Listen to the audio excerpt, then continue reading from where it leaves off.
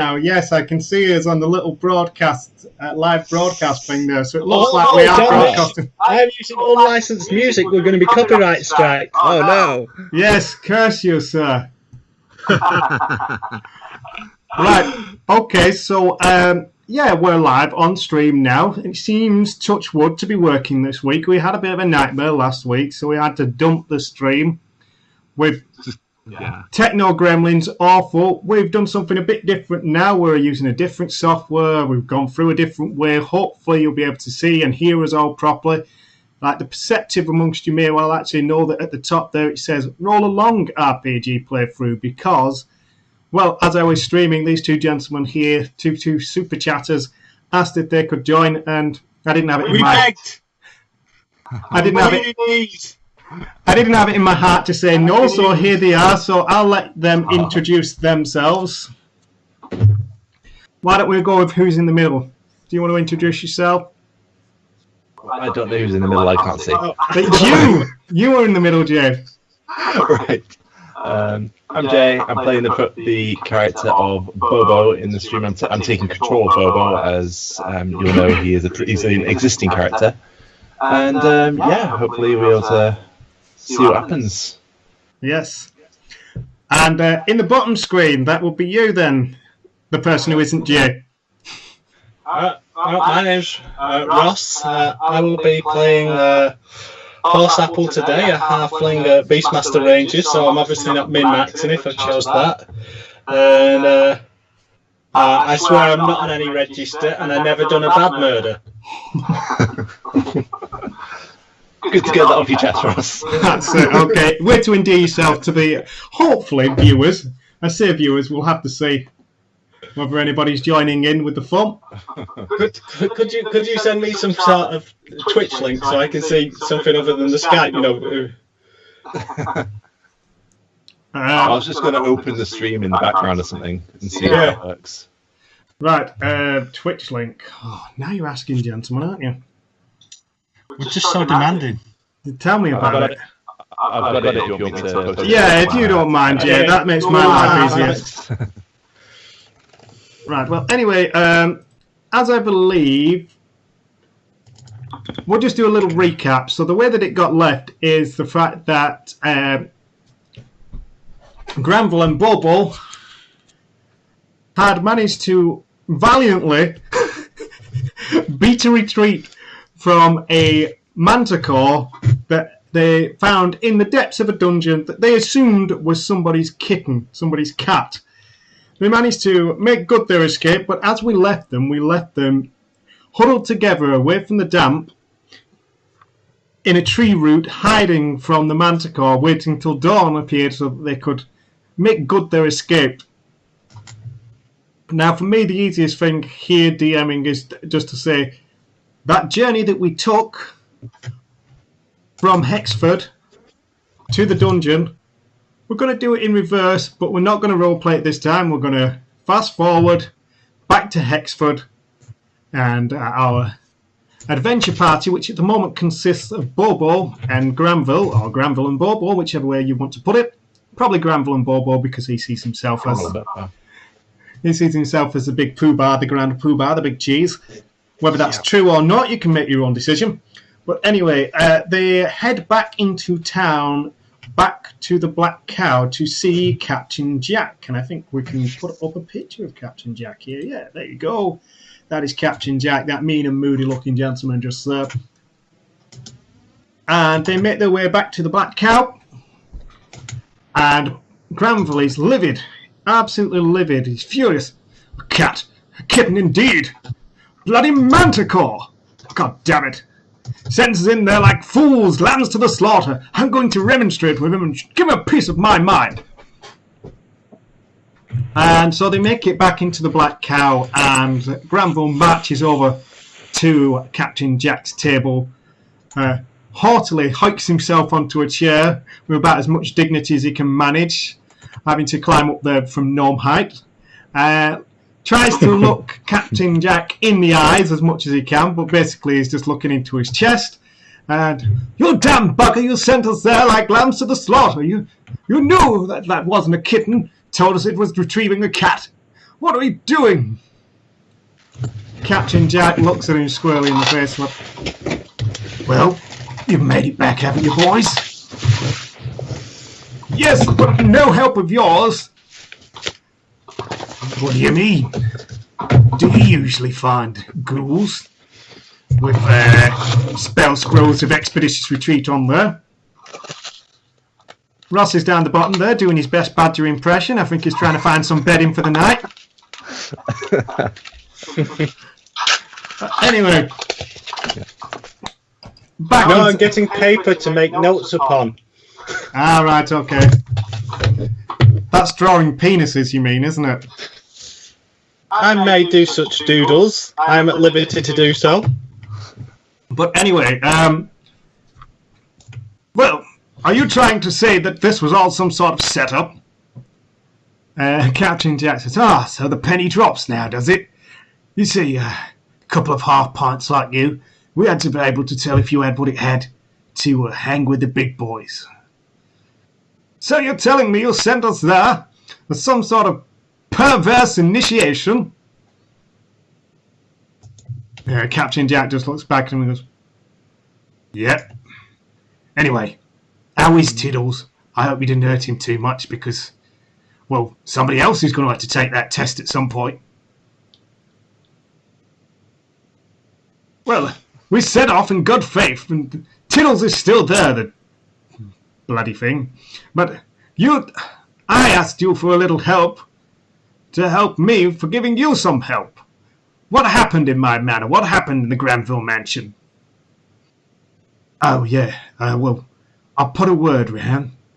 And apparently those fellas that you saw running away from your mansion, the ones that killed Granny, as you say, they're called Los Tortos. They're 4 Tortle brothers, bad banditos, who go around and pretty much do what they want. So you're telling me... Do they each wear different coloured face masks? No, different coloured ponchos. Okay. Right. And have a different coloured band on their sombrero. Alright. That's it. Each wielding a different weapon, yeah? Okay. Yeah. That's it, exactly, yes. Strangely Eastern weapons. What are these nunchucks you talk of? But, Isn't that when you accidentally eat yourself in the testicles? Oh, nunchucks. So, is that all you can give me? Some turtle folks broke in and did their damnedest. Well, for the moment, I'll put my word down and see where we get some more bites. And when I find something, I'll tell you what I find. But now that you're back, I've got some work for you guys. And also, I've got somebody to lend you a little hand and keep an eye on you. Make sure you don't get into trouble, or any more trouble than what I want you to get into. And he whistles through to the corner of the bar, and that is when we see... Explain, Ross? Horseapple, he's about 3'5", which makes him just slightly tallish for a halfling, I would say. Still slight build. He's particularly well armoured for a halfling, though. You don't normally see halflings in full scale mail. He actually has a normal sized dude scale mail on that he's just cut the arms down, but the legs, the kirtle is like a skirt flapping around his ankles as he comes walking along with a steel half helm on, a pot helm. And he's wandering up, and what you would notice is he has armour on, but he's also got medals on. And instead of being on just one side of his chest, he's wearing medals on both sides of his chest. And if you have a look, you would notice that they are medals from each side of the recent war.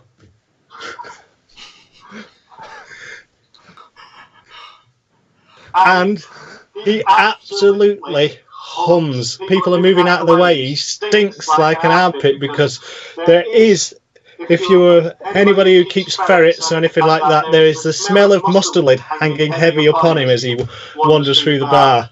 He doesn't, as a halfling, he doesn't need to push people out of the way. He's one of the few halflings that people actually get out of the way from. Well, Granville takes a look and turns to Bob and goes, "Damn it. God damn." Then he looks at Captain Jack and says, "Don't believe a word this man says. He's an inveterate liar." God. Bloody horse-apple.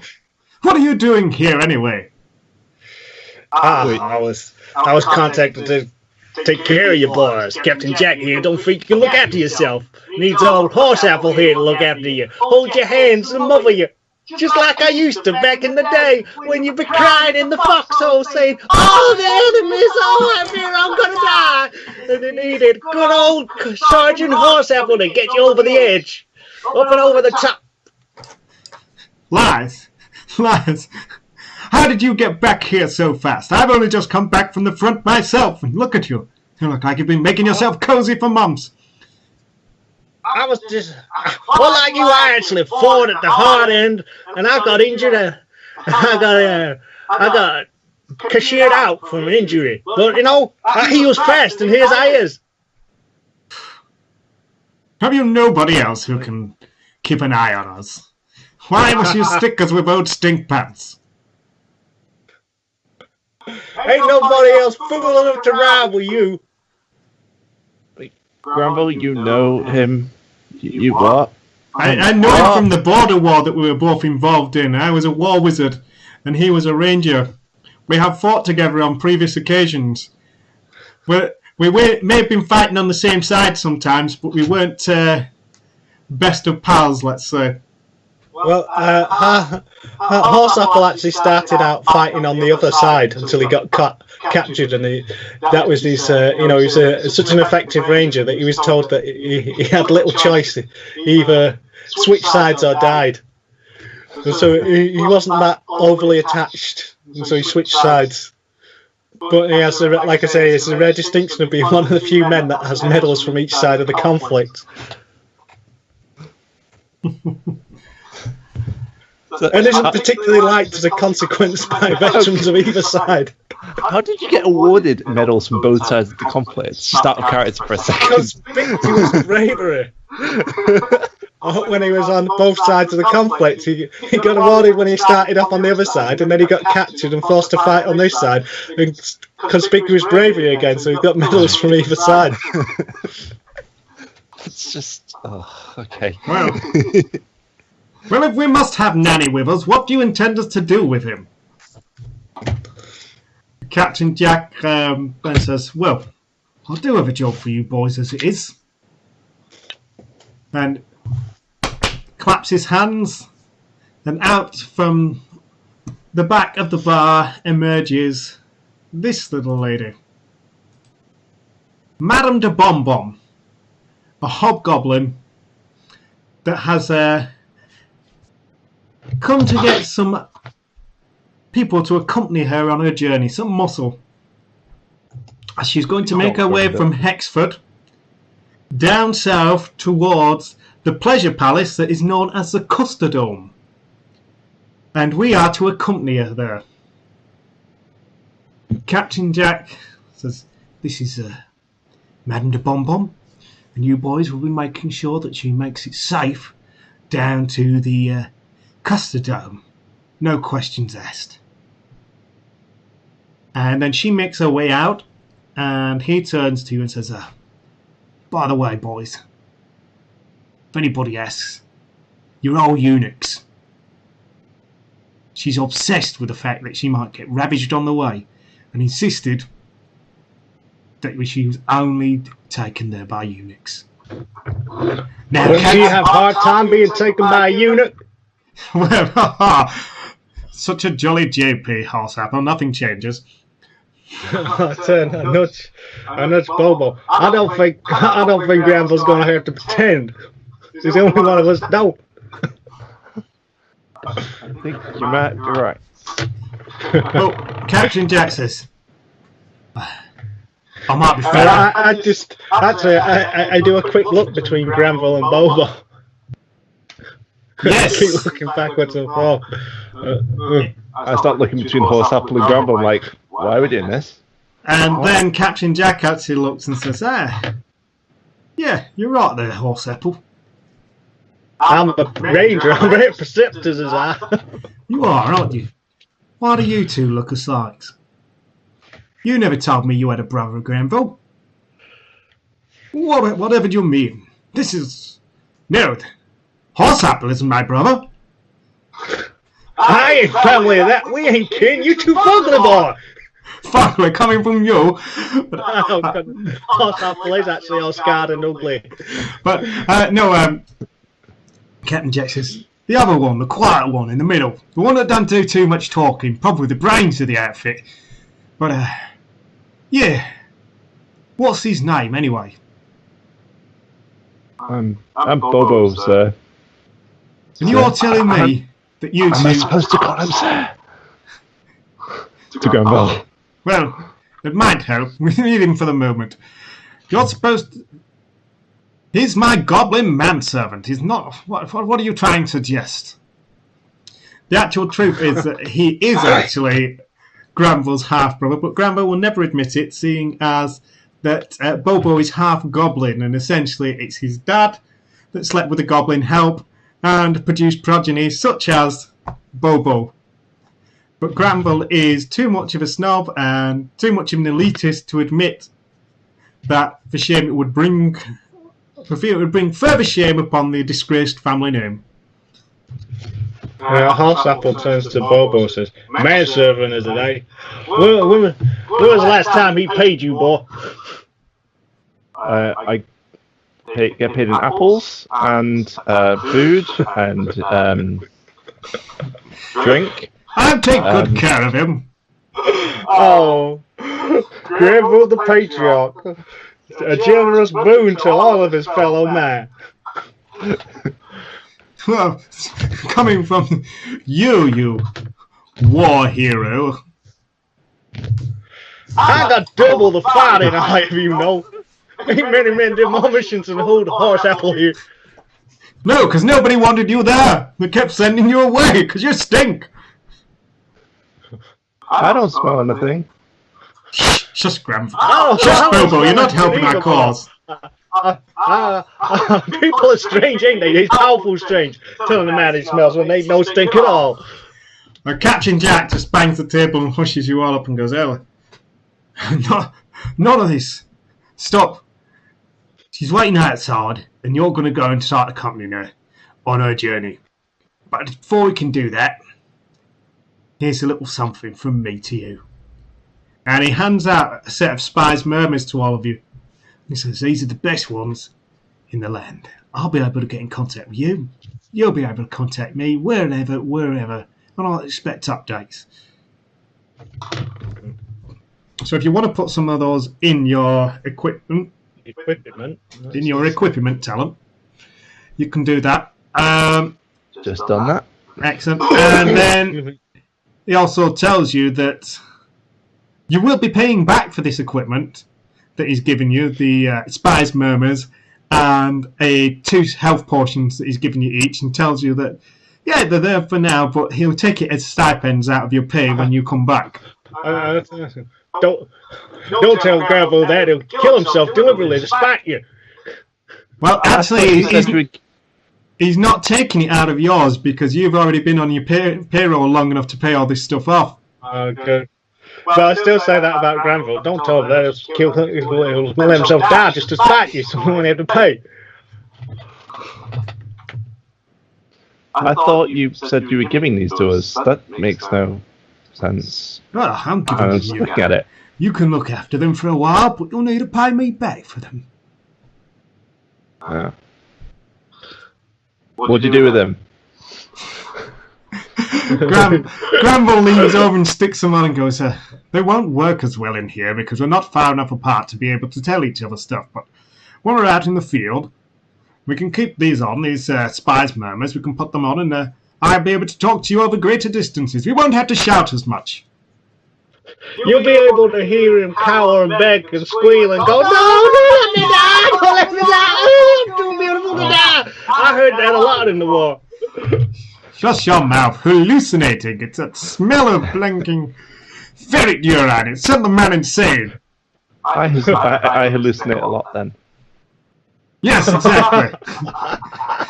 Yours are just... That's a cold burn. Yours are just bad dreams, Bobo. Stop telling the man about your nightmares. Yes, Gramble. Exactly. I believe we need to be on the way anyway. This Madame de Bonbon is waiting for us all. Right, so we're going to set off. Make way out, yeah. Yeah, make our way out to accompany Madame de Bonbon. I'll put up the map now. I say I'll put up the map. Where is it? There we go. Okay, so pointy. This would be the Granville residence. And then we would make our way... We're in Hexford here at the moment. And we're going to make our way south down here towards the Custodome. The map come up? No, it hasn't. It's on the wrong screen. That's why. It hasn't. There we go. I was like, give it a sec. We'll just wait for the stream to catch up and then we'll be able to see it. And it just didn't appear. I was thinking that was a long lag. Let's try that again now. Okay, it should appear any second now. I was thinking, that is a heck of a lag. There we go. Yeah, so this here is Granville's residence. This is where we fought that Manticore last time. And we're back here in Hexford here at the moment. And we are making our way down to here, down south, towards the Custodome. Dome full of custard. Well, it's Custer, but yes, C-U-S-T-E-R, but yes, down to the Custodome. So we have 1, 2, 3, 4, 5. 5 hexes of... What's that? It's plains. It's basically woodland. No, not plains, but 5 hexes of that. So that would take us a day for each hex, and actually a day and a half, so it will be 7.5 days. We'll call it 8 days. That's 8. Are we travelling any slower because we're escorting someone? No, we won't take it as such as that. Otherwise, it would take us like 16 days to get there. We would possibly have 16 encounters. You're travelling with a ranger anyway. Yeah. Yeah. So it's 8 days to get And there. my chosen terrain is forest, so if we're going over forest, then blah blah blah doesn't difficult terrain slow you down and all this sort of stuff. Can't get lost either. Right. Okay, so we have 8 possible encounters that we can do. So I'll roll us through those and see how we go on.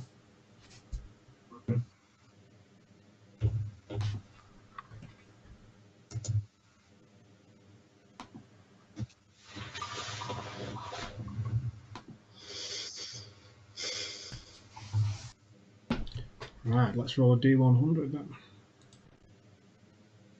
Rolling.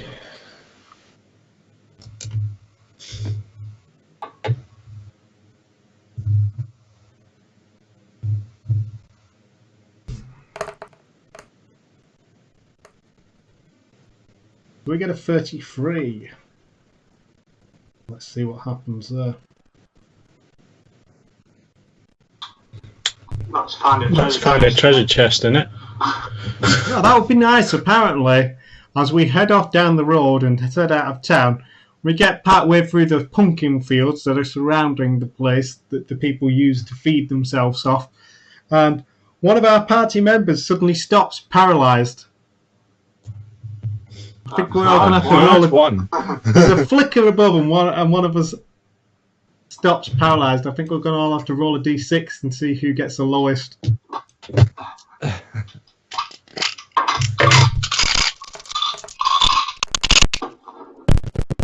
Yeah, we should actually roll an average, basically, shouldn't we? I've rolled a 1, so if you guys don't roll a 1, you're fine. Oh, I rolled a 1 as well. Oh no! Come on, here we go. I think me and you are going to have to roll again there, Jay. No, you're both paralysed. It's only horse apple who isn't. I've rolled a 6 this time.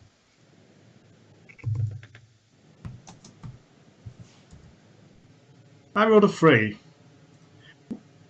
I got a 4. I got a good old 4. So Yeah, so yeah, you see Granville take about 5 steps and then just dramatically drop to the floor, and most of you are convinced it's just due to the fact that he doesn't want to walk, that he's trying to get himself pulled up onto the carriage or something like that, that he thinks he's too grand to actually walk. But when you get there, you can see there's like foam coming out the side of his mouth, and he's just like twitching and kicking his legs a bit. well, first I need to turn to Bobo saying, "See what it's like, drama queen." Typical Granville. Oh, look at him. Fall over on his side, say, "Oh, I can't walk no more, gotta be carried."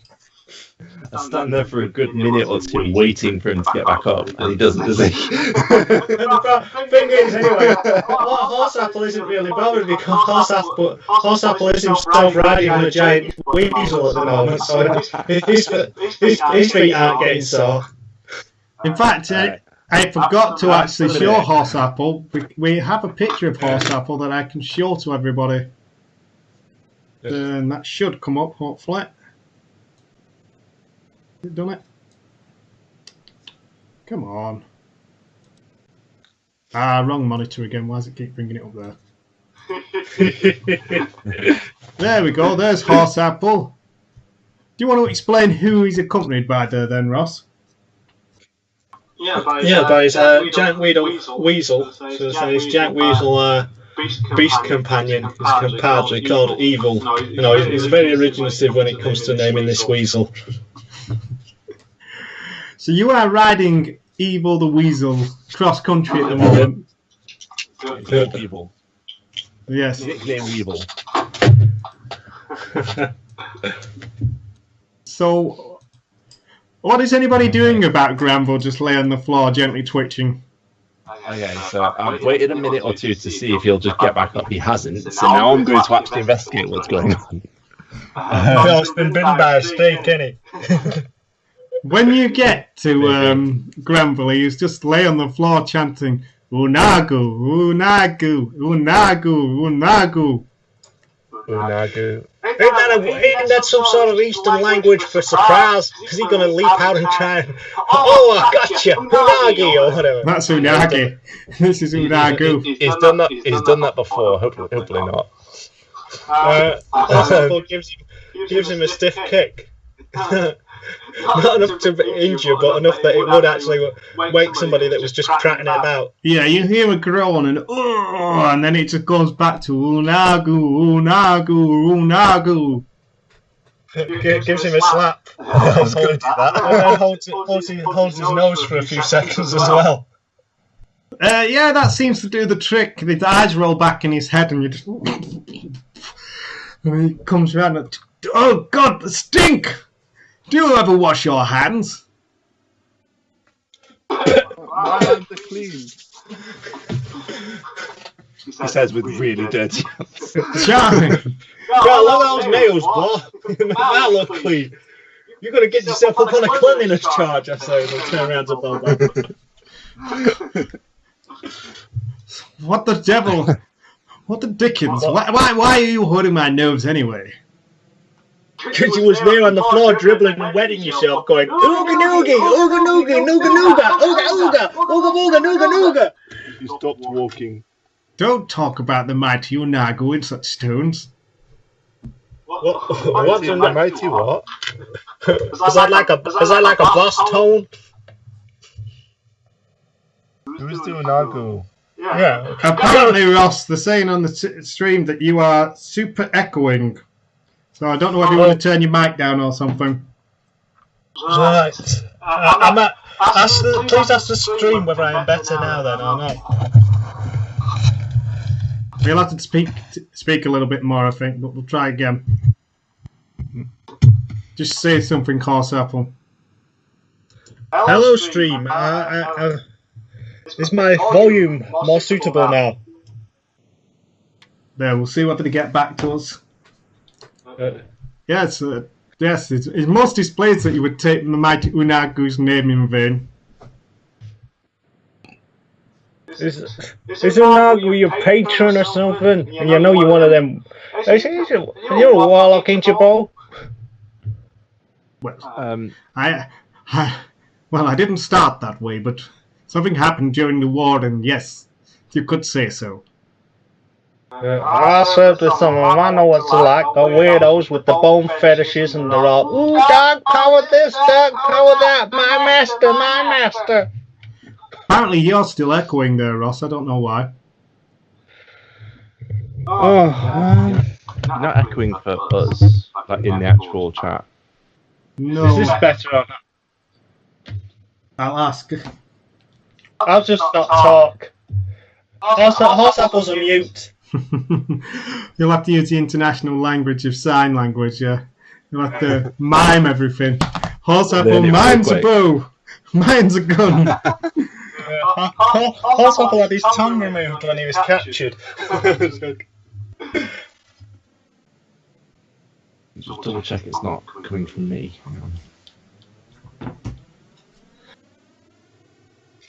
Am I any better or not?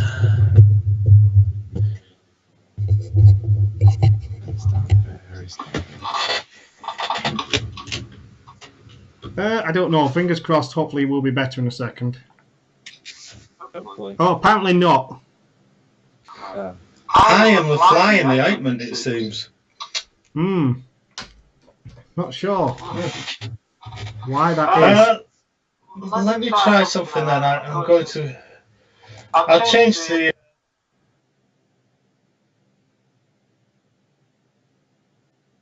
Oh, wait, what?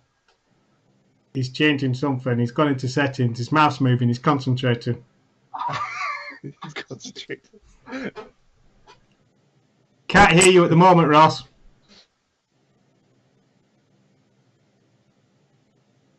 This brings back some flashbacks. This is what that's what we're like literally just before the stream started with me. Hey there, can you hear me? Yeah, only slightly now. Only slightly. It's very, very low. Better? And You're still really low. really low in the mix, yeah. Better now? Still. You'll have to do your best, Brian Blessed.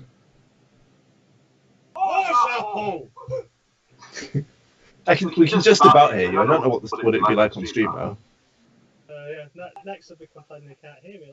Yeah, probably. It might be doing the same thing mine did. Yeah, right. Talk again, Ross. Hey there.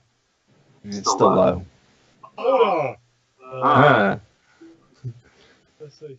Right click on your speakers in the bottom right corner, Ross. I didn't realise we were going to get tech support as well in the stream.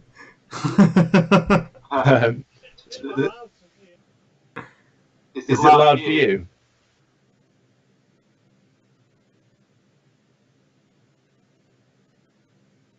Can you hear anything now? Yeah, I can hear. I have changed to yet another microphone source. How am I now? Yeah, you need to turn it. You need to dive it back down a little bit now, the other way. Right. It's all fun and games, isn't it? Yeah. How about now? Am I better? Dive it down a bit more, you. Try it now. Hey there, is that better? Yeah. I'm further away from the microphone. I've had to use the microphone on my webcam, so now I've had to move a couple of feet back, but, if people can hear me okay. Right. We can hear you fine. Right, so how is that audio issue fixed then. I'm just Everybody's- texting the Oracle now to find out. Hopefully so. Right. Yeah, so... Well, we've had a bit of character revelation there about Granville and his patron, his warlock patron. Apparently you have to talk, Ross, and somebody's going to do a recording so that I can get a text message of how bad it sounds. Okay. Domo arigato, Mr. Robato. All right. Well, we'll find out how echoey that sounds in a second or two. Yes. So we are. Well, I guess Granville's back up on his feet now, I'd have helped him out. and we'll carry on. We'll see whether anything else interesting happens along the way. This is the first Bobo said, like Unagi and the whole warlock patron thing. We haven't really been in contact for that long, have we, to be honest with you? Because I've been away fighting at the border wars and you've been back inside the Granville mansion looking after Granny. Granny, yeah. Yes. This is news for him. Yeah, so we'll assume that was the first day. Apart from that, it went okay, apart from Granville chucking himself on the floor and twitching. And then I don't think it was a purpose. on the second day, as we move along, a chatty bard walks alongside the party. Just joins us from out the tree line, decides he's going to tag along, and generally just stick his nose into stuff. Where are you going, boys? This way. What? You ain't in possession of your testicles, is you, boy?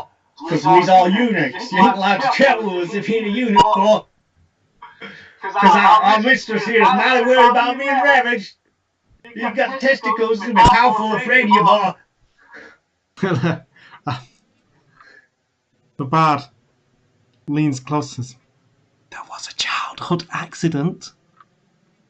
Oh, you one of these boys that you went for pooping the nan and the pigs got him and she's pooping on the it's common that, so fairly common, unfortunately common. I'm glad I didn't grow up on a farm. I grew up in the forest. I used to climb up a tree just to make sure the wild boars didn't get mine. Yeah, the bard. He was going to tell you that there was one still left. The pigs didn't manage to get the full munch. So Granville jokingly quips that only half of him can join us. He's a bit, Sure, I can help out with the other half. Draws the sword. he's a bit stupid, this bard, so basically he turns onto his side and starts walking like a crab sideways. Like that might help. Like he will suddenly be accepted if we can only see half of him. Now poke him in the back with the sharp end of the blade, just a little poke though. Well, you guys aren't overly friendly, are you? The gentleman just asked where you're going. I could have sung you some songs and lightened the mood and shortened the journey. I didn't say anything. I was talking about, childhood accident. I didn't say anything either, I just poked you. Yes. Put it away. Is that how you introduce yourself to everybody, by poking them? Normally, yeah. I just got trouble with these fellas myself, so I can't vouch for either of them. But I can vouch for this one. I know some from back in the day. An inveterate coward and storyteller. Storyteller? Is he a bard as well? You have a college of lies. If so, he's a graduate. Well, I haven't heard of it myself, but I dare say that could be what. Oh, dear. Here you go. The first rule of the College of Lies is you don't talk about the College of Lies. You don't talk about lies. No. What?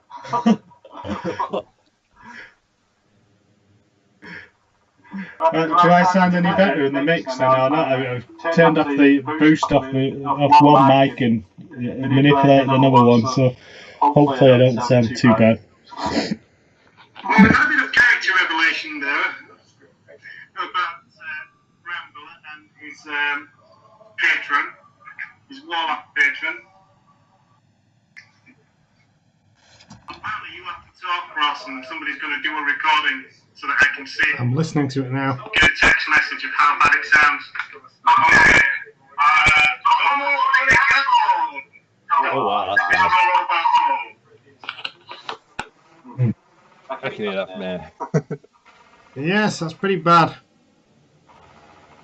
I don't know what to do about that, Ross.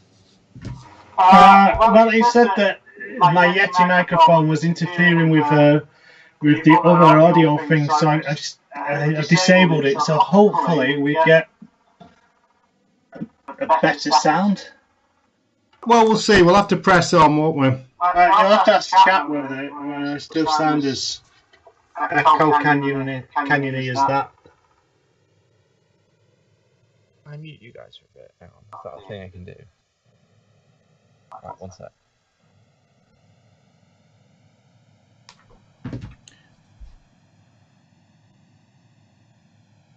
Right.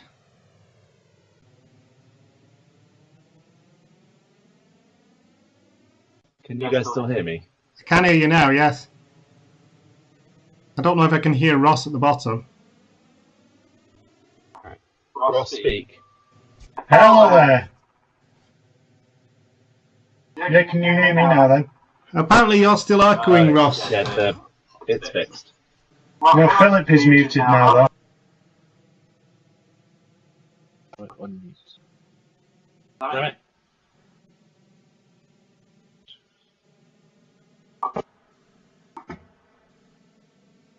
This is fascinating for anybody that's watching. It's like the start of 2000 AD, 2001, or the monkeys just hammering on the obelisk. This is us just trying to get this to work. You're muted. I'm muted. Oh, great. Can I talk again yet? I don't know if I can be any clearer than that. He can hear us, we just can't hear him, right? I don't know. Your microphone is off. You are muted. Turn your microphone back on. I didn't mute myself. I don't even know how that's happened. What the heck? Oh, there you go. Wait, no, just hit it back off. There you go. Right. There you go. You can hear now. Okay. Okay. I'm not even certain what happened there. Because I didn't mute myself. No, I didn't mute myself either. I muted both of you, but for some reason that mutes you on your end as well, and I didn't know that did that. I was doing that so we could listen to the stream and see if the echo was still happening, and I was going to turn it back on again, but... If anything, the echo's got worse, I think, with you, Jay. Oh, really? No, you're echoing now as well, Philip. Oh, wonderful, yes. The joys of Skype. Wonderful. It started off bad and we've made it worse. Right, well, let's put it on, shall we, unless it gets unbearable. Yeah, we really are like those monkeys at the start of 2001 AD. Just smashing against the obelisk. It's the Three Stooges. You're just going to have to rename the channel. I'm sorry, Ollie. I'm sorry, Ollie. That's Stan and Laura, really. Yeah, I know. That's another fine mess you've gotten us into. What? What was that?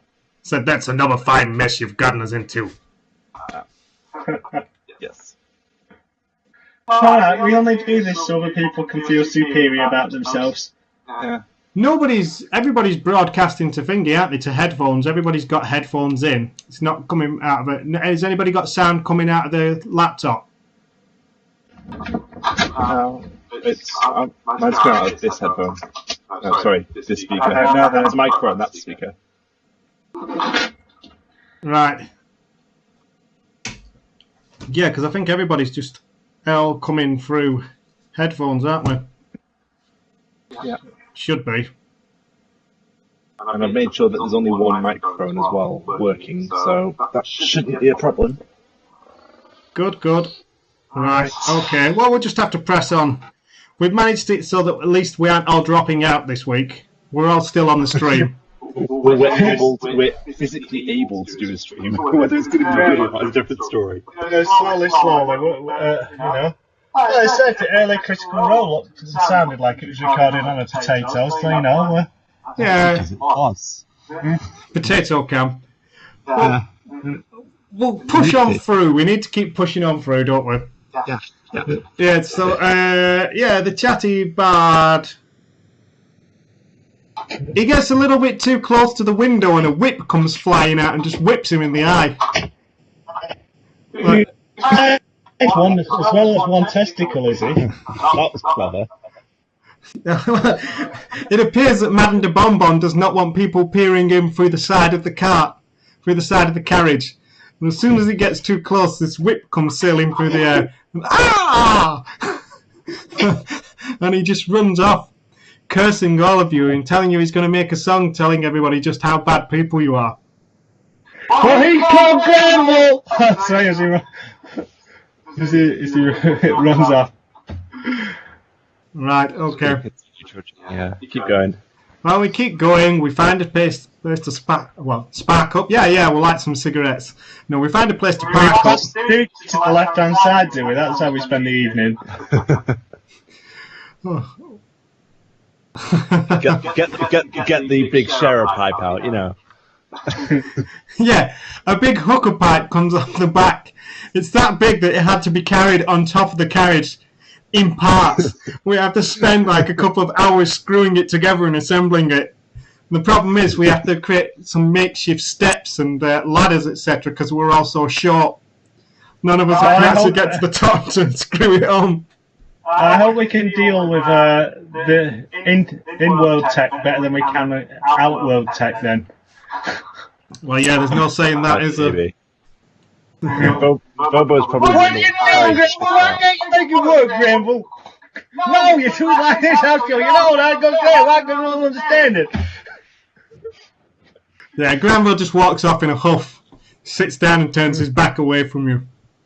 Stinky old tramp, telling me what to do. Dirty beggar. He makes out to go over and kick evil and then thinks better of it.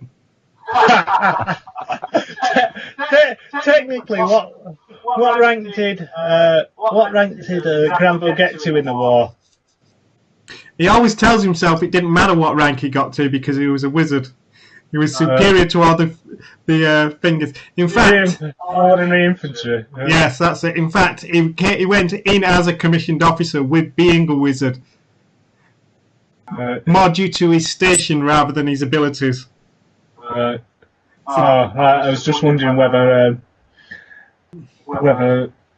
Thingy would have outranked him. Horseapple outranked him. Unfortunately not. It probably would have Well, no, technically he did. No, Horseapple had worked his way up to captain on the other side until he was until he was forced to change sides.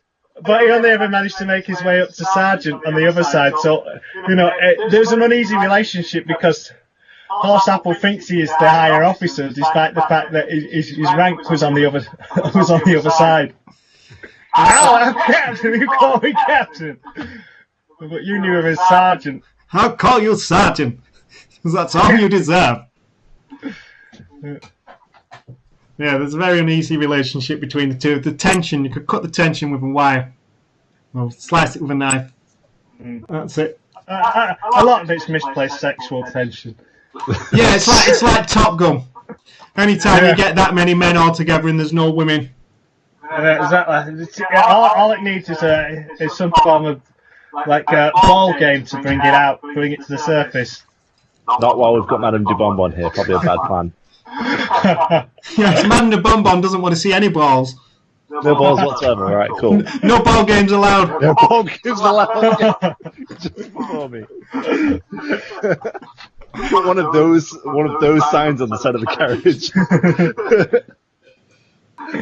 There's another one underneath it saying shoplifters will be prosecuted. A little more no smoking sign stuck to the window. Yeah, so we settled down for the night after constructing the world's largest hooker pipe. And then we wake up the next morning, decide to make our way onwards. So that will be day 3 of our journey. Let's see what happens next. It's another board bird!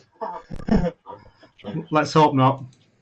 I see another five. He's not going to run away this time.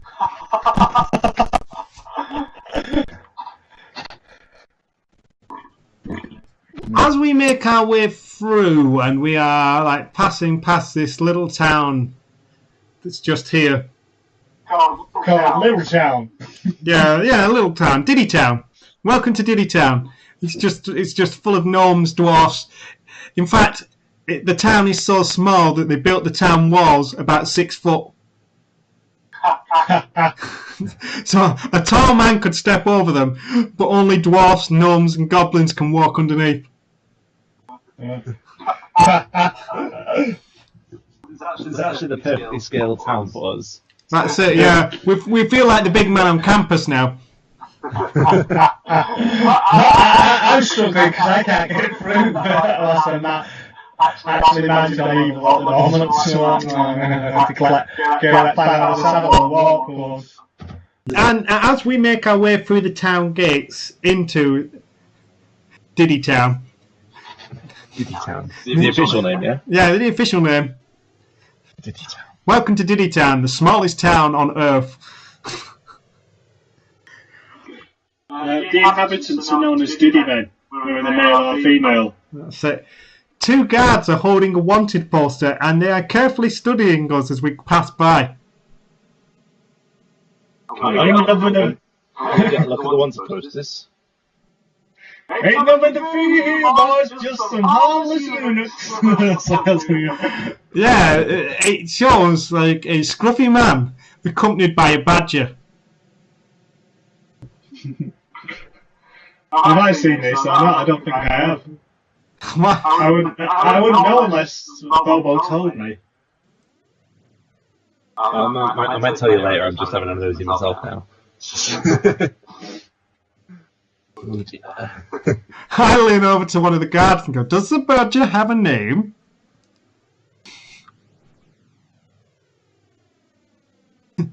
Devil or something. It's a badger called Devil. Devil, you say? Huh. Oh, we have Spice members on, don't we?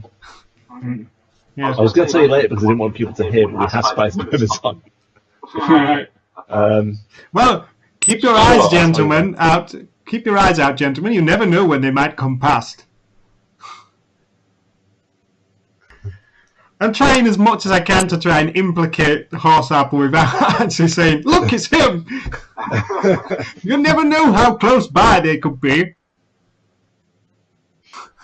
No, Horse Apple hasn't paid any attention to this. He's hitched evil up outside to the hitching post and wandered inside.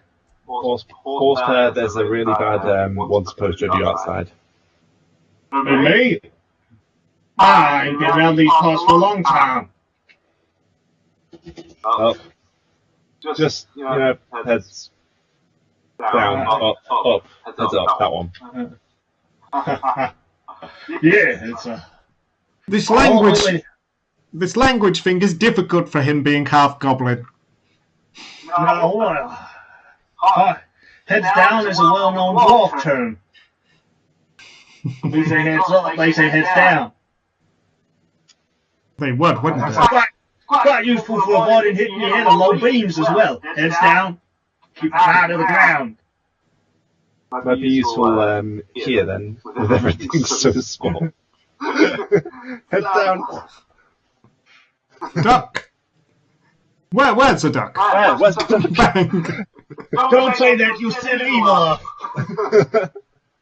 Fancy duck. Yeah, in fact, you get outside, and there are two of these guards with like batons holding them out in front of themselves, trying to fend evil off. Like they decided that evil. In fact, they've been waiting for you to come outside to claim evil, but they've sort of bitten off more than they can chew at this moment. As, May I help you, gentlemen? yeah, you could answer a few questions at the station. Am I being detained? Uh, If I am not being detained, am I free to leave?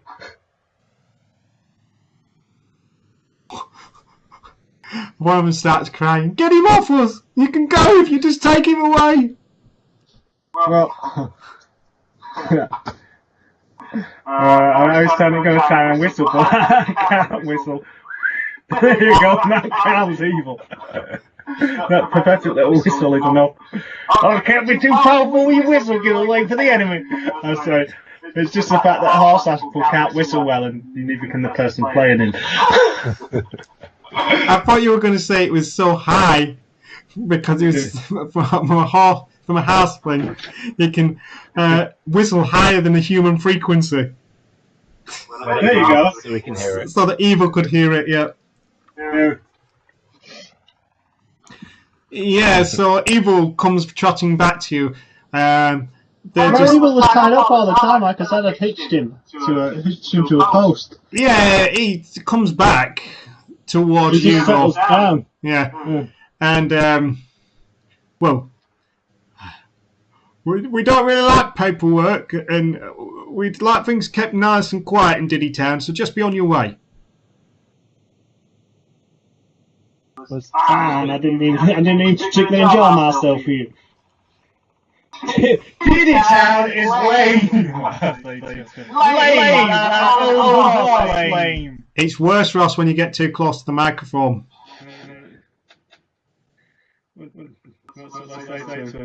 Right, fair enough. Yeah, does anybody else want to roll a D100? See what happens next? Yeah. Sure.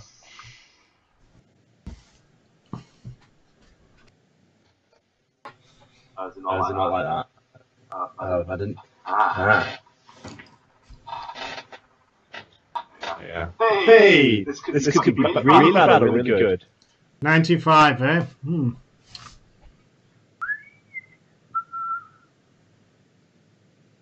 As you turn the corner, a dwarf and an elf are standing over a stack of goblin corpses. They are arguing over the kill count. As we leave town and we set off across the plains, we can see this mound of goblin corpses stacked at the side of the road, and there is a dwarf and an elf who are stood on top of these, arguing about who killed most. That's a lot of goblins. Yeah, you feel like a tug in your heart, a pain inside your heart, because being half goblin, it hurts your goblin heritage to see so many of these just lay by the side of the road. Well, goblins are very... What's the word? They have their own tribes, don't they? So Tribal. if they were from my tribe, they'd be really, really upset. But other tribes we don't really care about. Why don't you roll a perception check and see if they are from your tribe? Oh dear. Done it now, haven't I? Hang on. Really good at perception. Says. That's a 9. Yeah, the bodies are too badly minced. Things are chopped, and it already looks like they've started, not them personally, but there are people around them who seem to be stripping off any goods of value, which isn't the right lot with goblins. They found a few rings and a few bits of this, bits of that. Do we travel close enough to them to interact or hear what they're saying to each other or anything like that? Yeah, as you make your way up, the dwarf said, "No, that's one of mine. Definitely one of mine. Look at the X mark." And the elf is saying, the axe mark is nothing but a scratch. It's the arrow in his back that did it for him. It's one of mine. And the goblins, and the dwarf said, it's definitely the axe. I'm putting him down as one of mine. And the elf... I wait till we're a little bit past, but we're still within hearing, and I turn around and I settle on the saddle and I look at them. And I stare at them until one of them notices me. And then I just say in a loud voice, "Jump man and down, don't settle out, you both still got small genitals." And then turn around and start riding off. Yeah, a hand axe goes flying past you. I'm going to go pick it up. God damn it! Why can't you ever keep your mouth quiet? Always causing trouble. Can I pick the hand axe up and keep it? Yeah, if you want to add that to your inventory, go ahead. I don't think it either, you killed them goblins. Not with a throwing arm like that, boy. Just carry on. Yes, well... You can hear arrows being notched.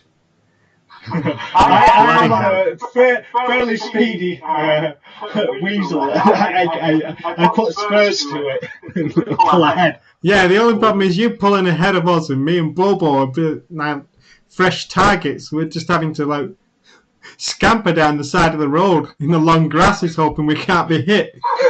I'll pull the longbow out just in case. It's embarrassing. Clunk, clunk, clunk, clunk. Well, we make our way catch up Bobo's to... got a shield on his back, hasn't he? Yeah, Granville's got a target on his back, though, probably. Knowing Granville's luck. Well, we've had a roll. I've done a couple of rolls. We've had a roll off Jay. Why don't you roll for the next day? I'll see what happens in the next day there, Ross. Okay.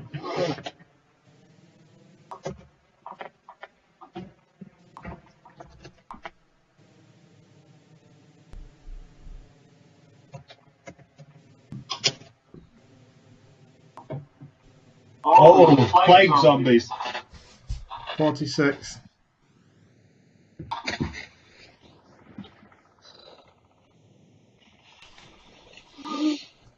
As we make our way across the next morning, as we're guarding this carriage, on a journey that generally seems to be quite dull and boring, it almost seems like we needn't be here, but we're making our way anyway. I don't know why I even sound with you two. It's quite dull and boring. Don't even need to be there. I could have dealt with this myself.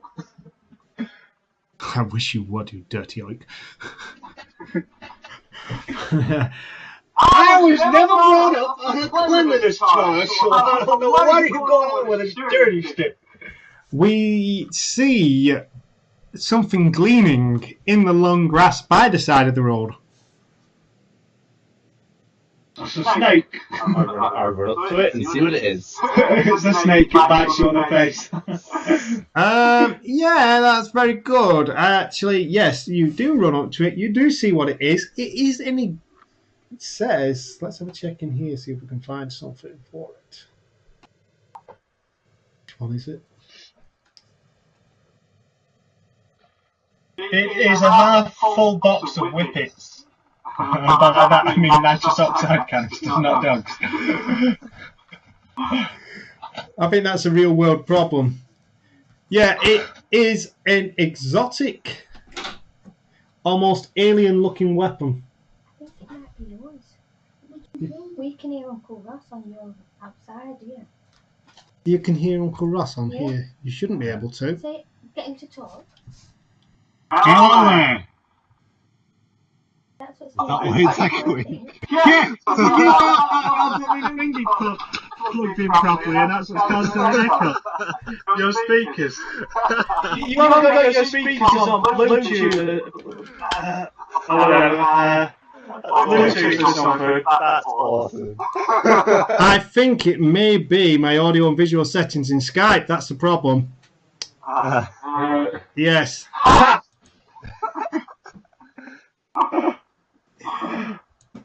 That's why no one else could hear that echo. Oh, I changed my microphone and everything like this, and it was me to blame. Can you hear anything then? I'll listen to it again. Hey there. Can you still hear me now? Am I audible? I can hear you. You know what I'm talking about?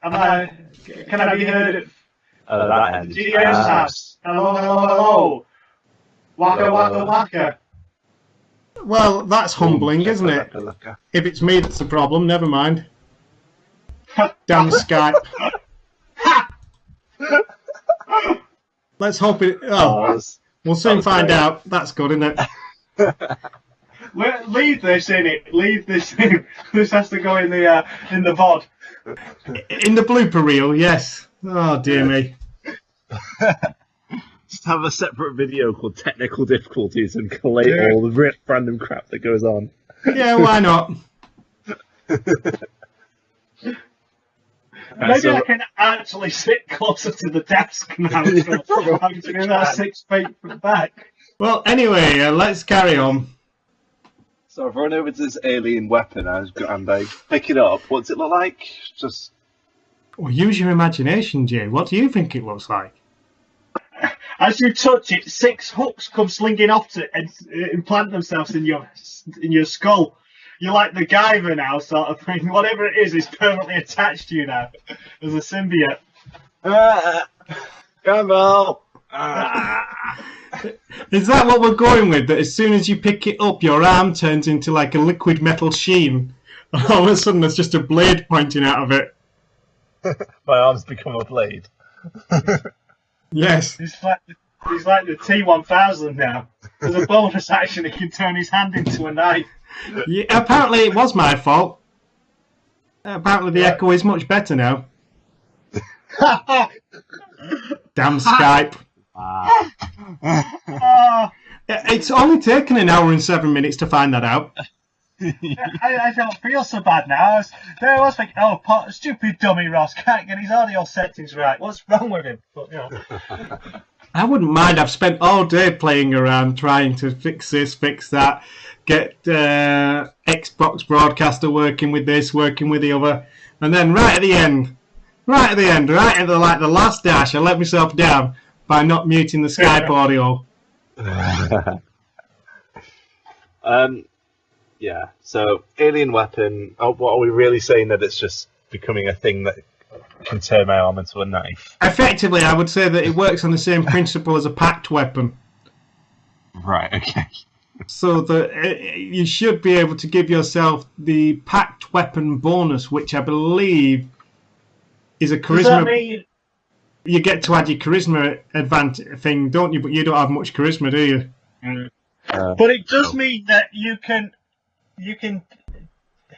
use an action, or is it a bonus action, to bamf it out of vision, and then you can bamf it back into reality. So technically you are never physically disarmed unless it's by some wizard that discovers you've got this. So it means if you're ever thrown in a jail, you can just call it to being or something like that, isn't it? Yes, yeah, that's something like that with a hex weapon.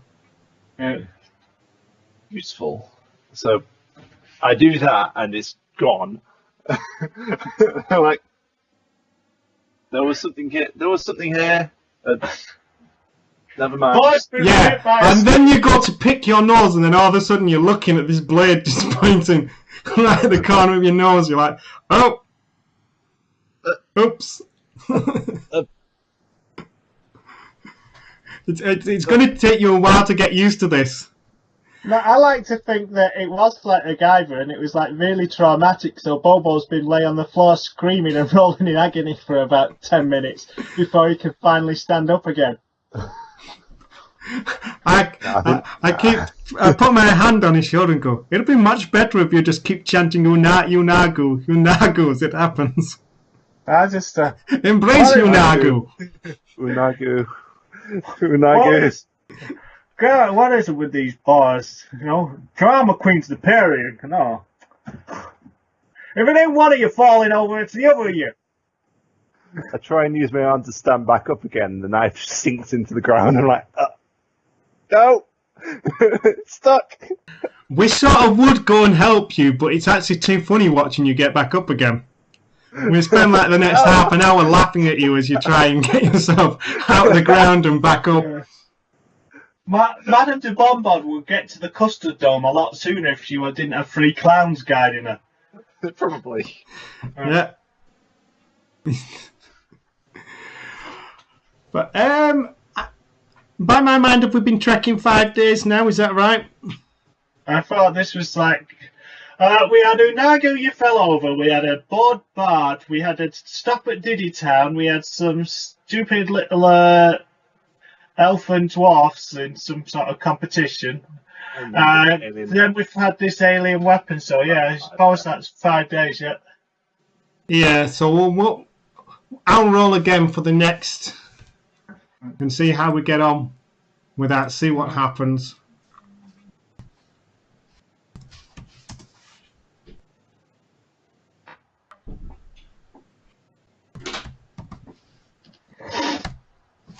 Is it any better now? Much better. Oh, Sorry, good. Sorry to get on raiding it with you. Oh, well, never mind. At least it got sorted. Oh, I got a 92 there.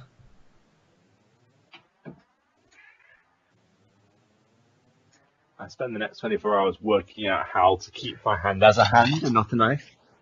Yeah, as we carry on through the next day, we get to a little ford with a bridge that goes over the top of it, and then all of a sudden, as soon as we get on the bridge, it's just hit by a thick fog. We cannot see in front of ourselves, we can't see in front of us, we can't see behind us, we don't even know where we're going. I think we're going to have to roll the survival check and see to make sure that we're all going in the right direction still. Right. I would just like to say, though, that Bobo now has hepatitis, which he has caught off this weapon from the previous owner. That's not canon. Legal. Roll a d6. 1, 2, 3. He has hepatitis now, Jim. Yeah, I got a 12. For survival, let's see. Yeah. Okay. Let's just see. Oh, here we go.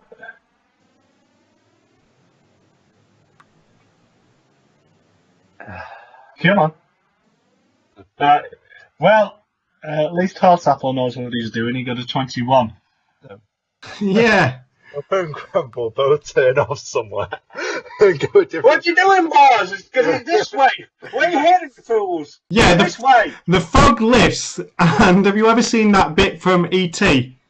where he's stuck in the river all pale and clammy? Well, you two are both like that. Both like that, just lay amongst the rocks. Bobo has this like blade weapon, this hand that's just shimmering in and out again, just phasing in and out into like fingers and a blade, fingers and a blade, as he's freezing cold in this water. And Bobo's just lay there, passed out, and Granville's lay there, passed out, but fortunately his head's hit a rock, so he's just above the waterline. Freezing cold, lay there. God. I'll use the other arm to try and track.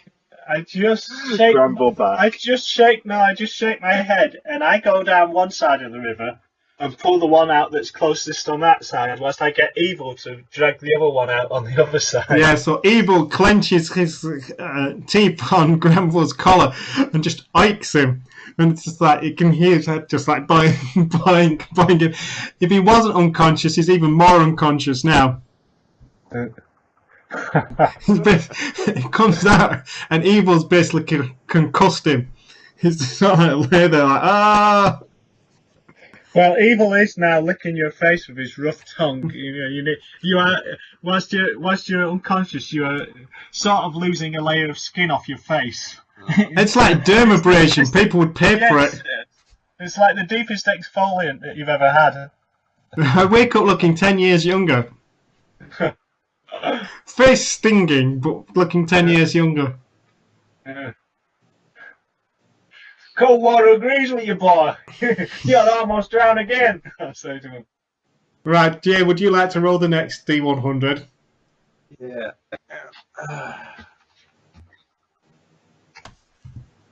It worked. 31.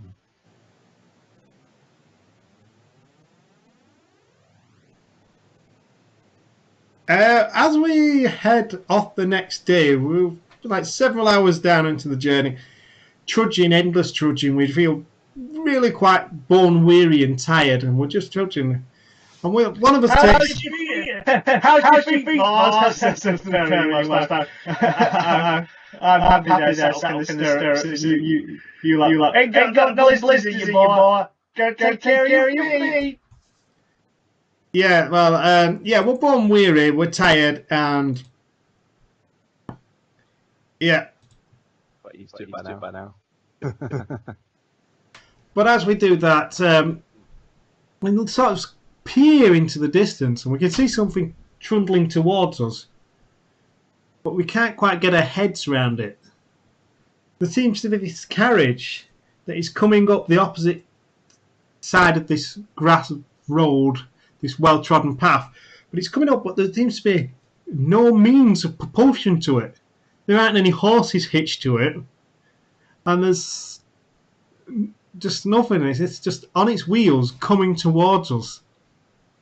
Ah, it's a ghost carriage. It's a hate. Hi, boys. Take your soul. It's here to collect. Yeah. I don't move for a couple of seconds. No, well, Horseapple is well off the verge into the into whatever scrub is at the side of it. I'll follow after a couple of seconds. Yeah. I just stand there transfixed. I should move. I know I should move. I know I should try. Although, to be fair, we are actually supposed to be being paid to protect somebody, and we've all just hoofed it into the long grass. But yeah, I'm just sort of stood there, just looking at it, and then all of a sudden, I can hear this like squelch noise, like this, like.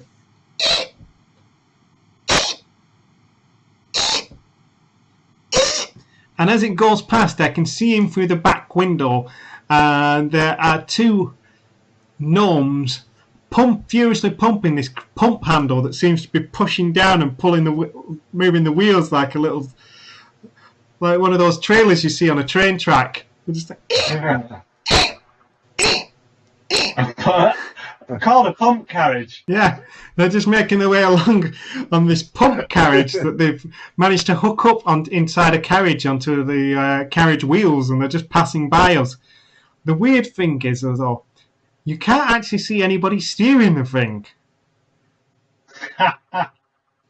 It's known technology. It's got a self-righting gyroscope in it, so as long as you lock the wheels, it just keeps going forwards.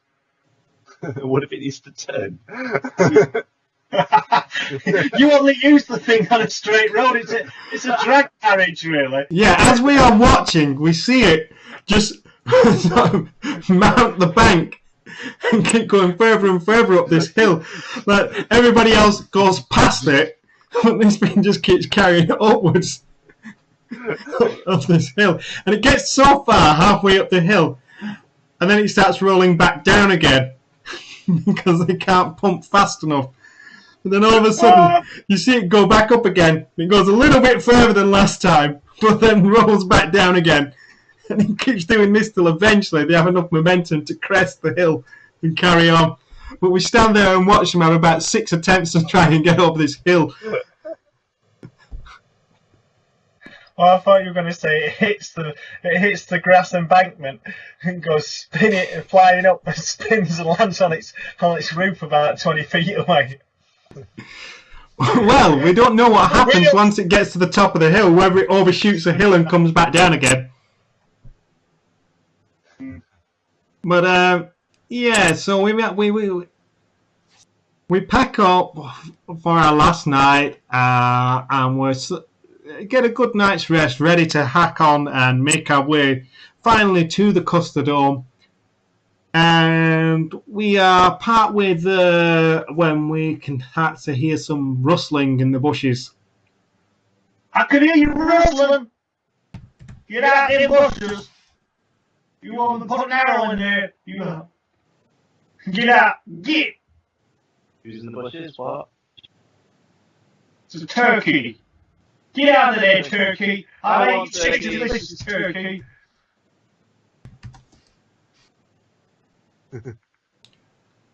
Yeah, you say that, and then as you you really weren't expecting what happens next. What happens next is this. I wasn't expecting that. Is no turkey.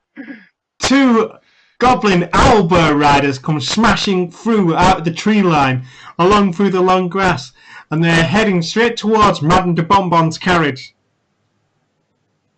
It looks like we might finally have to do the job that we were paid to do.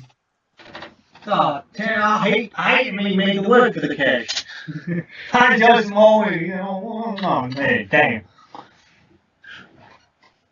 God, I don't know what's worse, the look of terror in the goblin's eyes or the look of, just sheer naked attack mode in that owlbear.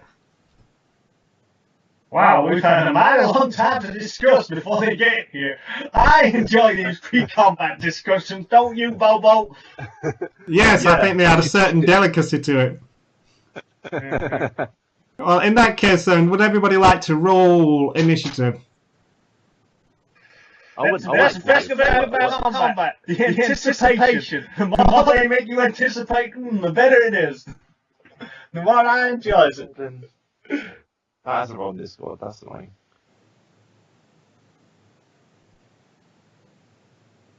Ha! I did roll a 15 first on D&D Beyond, but it's not. It didn't go in Discord. I get a lovely 8. Let me see what Granville gets. Granville gets an 18. Which is just as well that one of us got the drop on them, because they have got a 14. Shall I draw us a little map area? Go on then, if you don't mind. Mappity mappity map.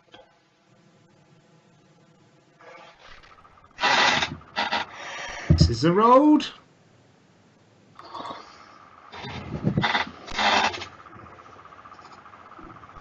That is Madame de Bonbon's carriage. Can you give us like a snappy link or something, Phil? Because Twitch was a bit slow for me, so I've not. 2 seconds and I will. I was just watching. I was just watching the stream.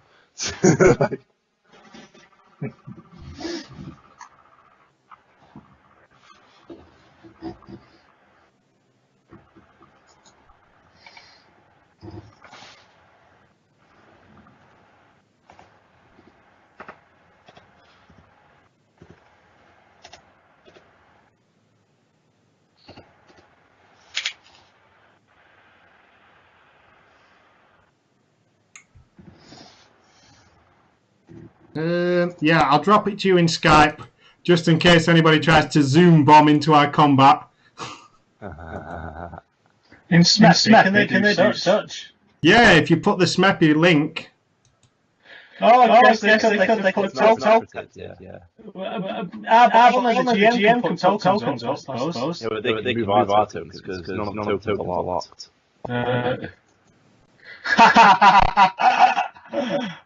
Oh, can you imagine being that bored?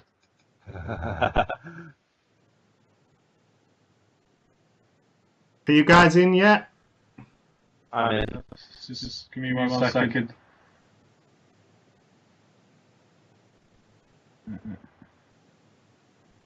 I think that would have to work on the presumption anyway that we did actually have some viewers.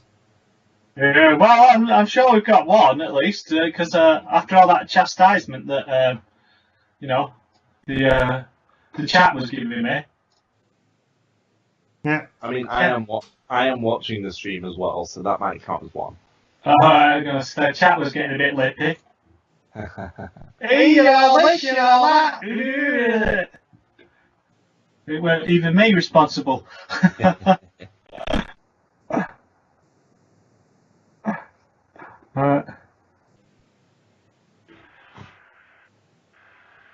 Yeah, I can see it now anyway.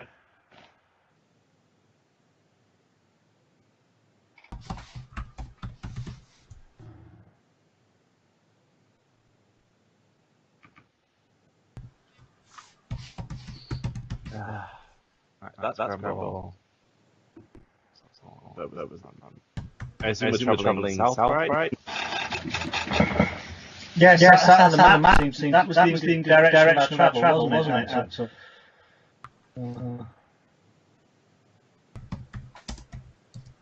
I'm assuming the carriage has horses in it as well, right? Yeah.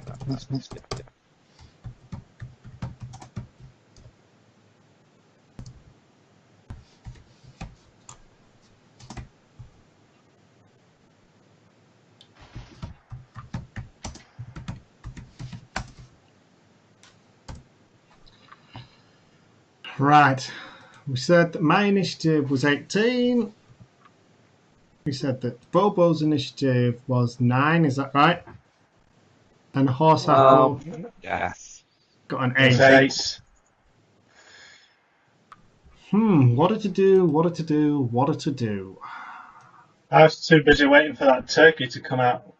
I want Ain't it turkey?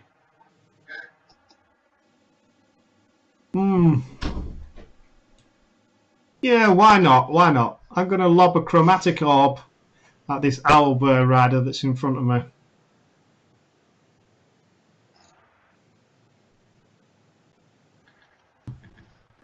No, don't roll it on there. I want to roll it into here.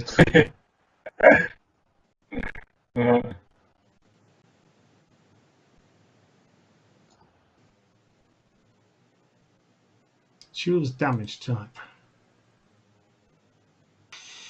Yeah, I'll go with acid damage. I've got a 22. 14 acid damage to the owlbear. Right.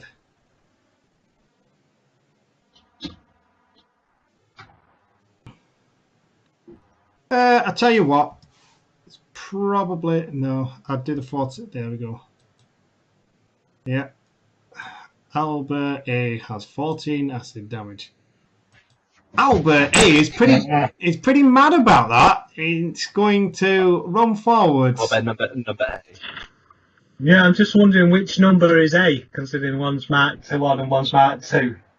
Number A and number B. Yeah. No. Yeah, letter 1 and letter 2. Yeah, yeah.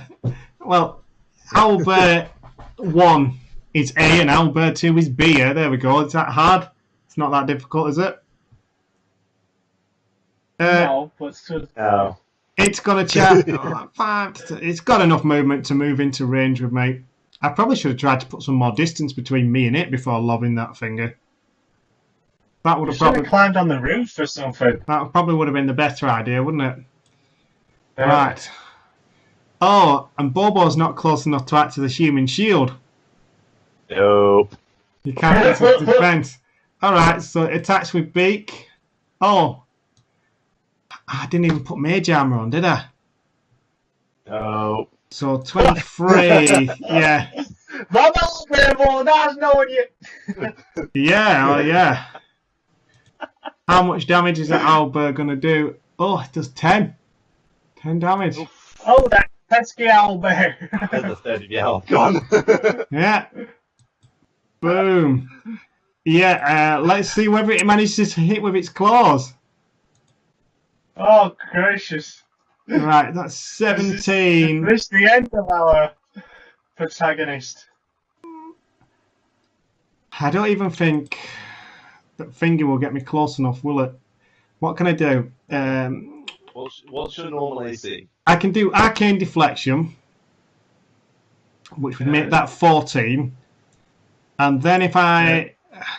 Can I use Shield as a reaction or not? Probably can't, can I? Because if I cast the spell?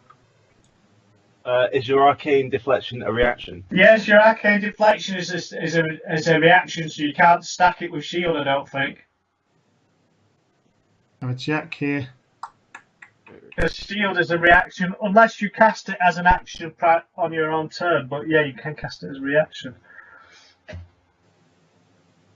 Yeah, it's a reaction. You gain +2 bonus. You can't cast spells. Right, so you've got 12 normally. Yep. And right, so yeah, you can only make it up to AC 17. It'll still hit. I think that's... God, is that 14 damage this time? Yeah, that's 14 damage. Oh. I haven't even got second wind or anything, have I? Oh, God. Damn, that hurt. Well, technically, it's not metagaming if you climb onto the carriage, because according to the map, you've not left its 5 foot. Oh no, it might be actually. Yeah, you would get an attack of opportunity still.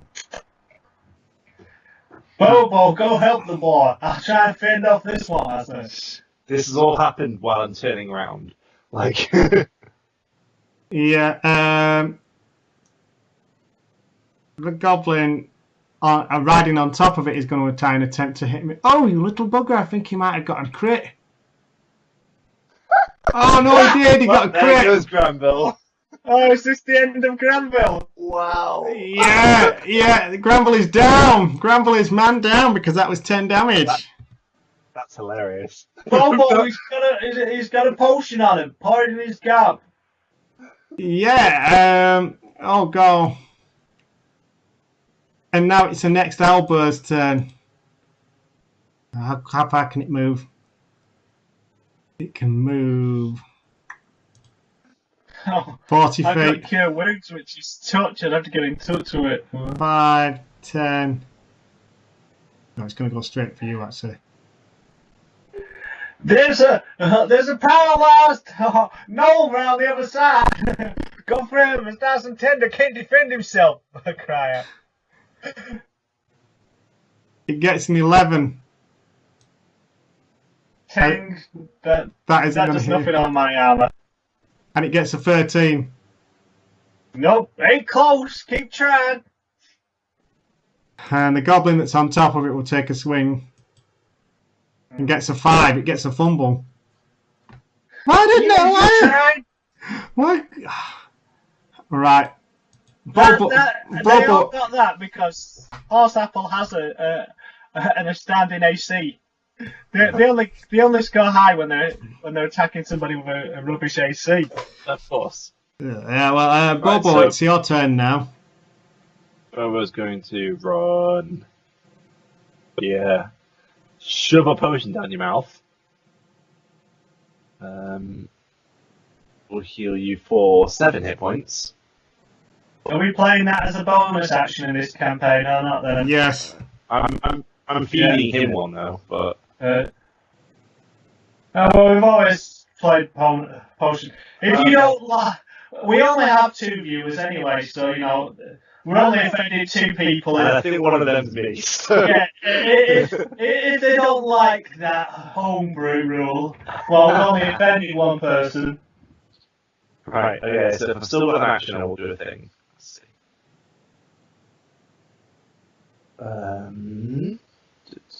Do. Alright, maybe not that. Maybe. I'm going to try and cast sleep on it. Great, yeah. 20-foot cube, bounded between the owlbear and Granville. And I'm just going to hit the owlbear one. What's that? Roll 5d8. 32. Bear in mind the goblin's there too as well, so... Yeah, it might put the goblin to sleep. I'm not sure it'll do much against a full-grown owlbear. Yeah, that goblin is fast asleep now. The goblin is asleep. Oh, well, that's 1 less attack. That's fine.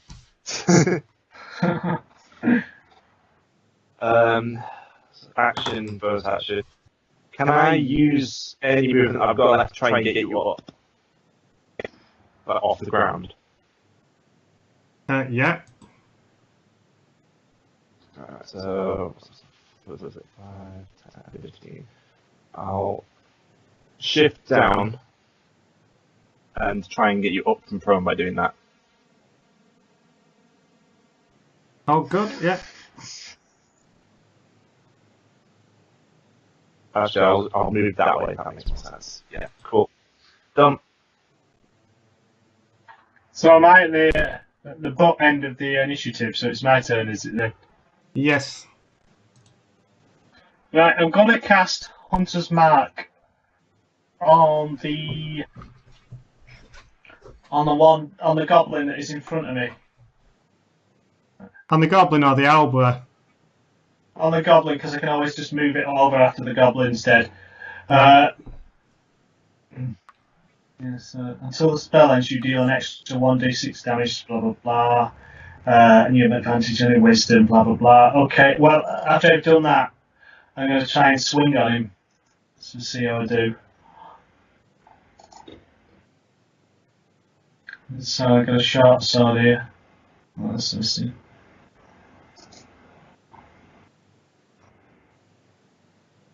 Alright. Oh, I didn't roll it on the finger, but I got a 20. I got a crit actually. I clicked the wrong thing and it rolled on the D&D character sheet with those new dice. D&D now has new dice on it. And I got 25, so I've done a crit on him. You can actually buy new dice as well. You can purchase some new dice to roll on your digital finger. So let me see what I have done to him then. Does it show up on there or not? I don't think it did. I have done 5. Yeah, let's see. I've done 6 plus 3 is 9. 9, and then I will roll on Avro. I'll roll a 1d6 on here so you can see what it does. Yeah, do you just want to explain how we play crits as well, Ross? I will do just once I've got this number up. So let's see. 10. Oh, a 10. Okay, well, that's alright. And I also do another d6 because I have Hunter's Mark on him, so let's see. D6. I can tell you that is enough to knock him off his perch anyway. Well, I've done another 6 on top of that, so I've done 16 total. Ha! You blackguard. Right, okay, viewers. I want singular viewer. If it's somebody we already know who plays with us and knows exactly how we do criticals, I will tell you. We do criticals where if you roll a crit, you do the maximum damage that the weapon could possibly do. So if the weapon did 1d6, you would do a 6. If it did 2d6, you would do 12.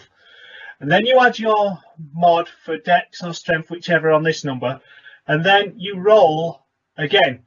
So if it was a short sword and it did 1d6, you would roll a 1d6 and add that on to the total that you've got so far. So maximum the damage the weapon can do, plus your mod, and then whatever it would normally do if you rolled it. So maximum plus mod, roll, and add it all together, and that's your crit.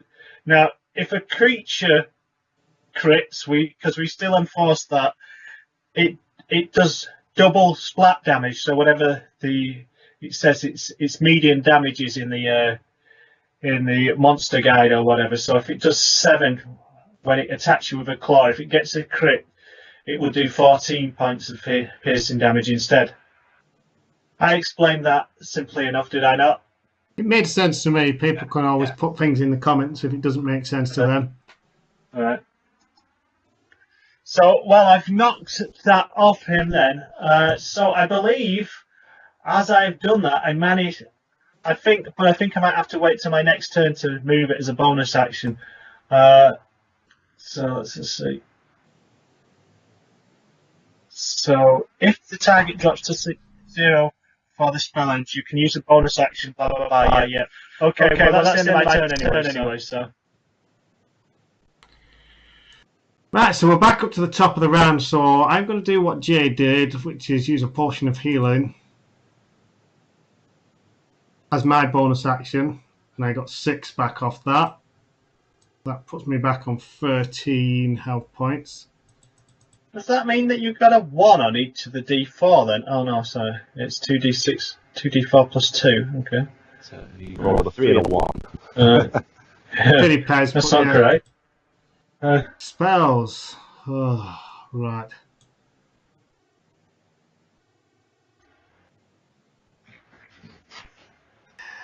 Let's see. Mage armor. There we go. There we go. You know, considering that major armour lasts 8 hours, you know, the silly knob should have just cast it on himself as soon as he woke up in the morning. Well, he didn't know he was going to get into combat, did he? So it's 13 plus dexterity modifier. So You dex don't tend to know modifier you're going is to get plus into 2. combat.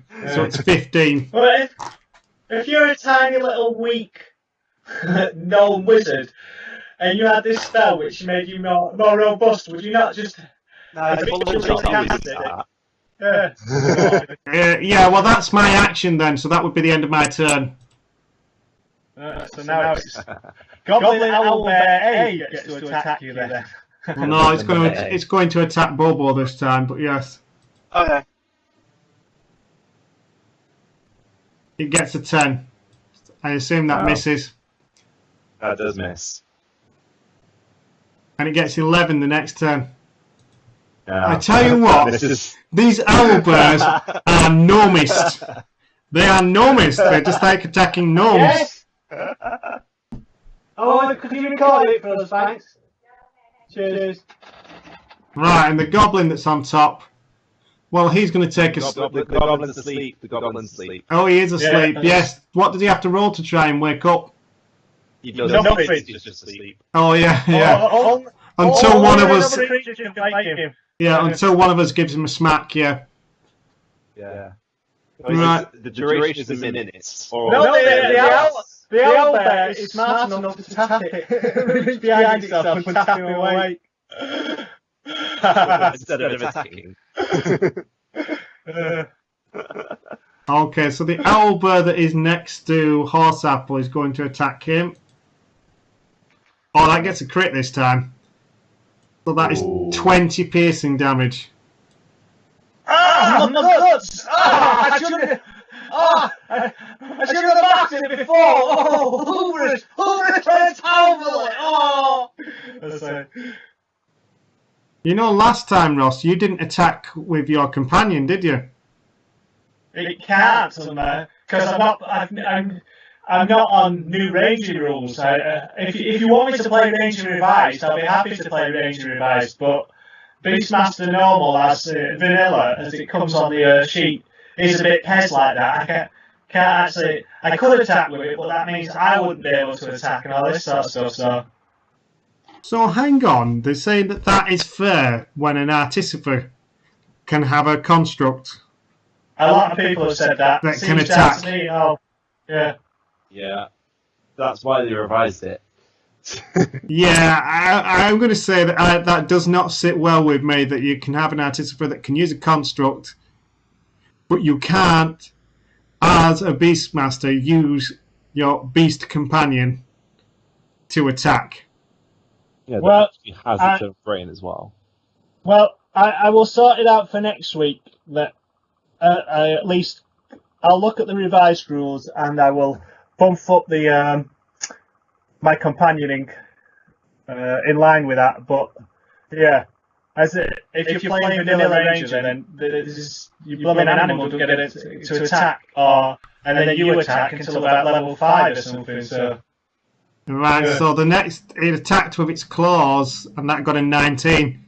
Do you want me to Doesn't put the hit. damage on the evil? It doesn't hit. Wow, Doesn't hit. that I is have an some, AC of 20. that is some good armor class. Ha! I'm going to hide behind you next time. Okay. Oh, yeah. I It doesn't have much. but I wasn't there. He doesn't have much more HP than any of the rest. In fact, I think he's probably got the least HP in the party, but he is fairly tanky that way in his AC. Right, Bobo, it's your turn now. Okay. Getting my sword out. Gonna swing twice. That's a 9. That's not a hit, is it? No, a 9's not going to hit, I don't think. Let me double check, but I'm fairly certain a 9 will not hit, nope. It's fine. I only get one attack, don't I? Great, good stuff. I'll actually do it again. 20 will hit, presumably. Yes, 20 will hit. 7 damage to that owl there.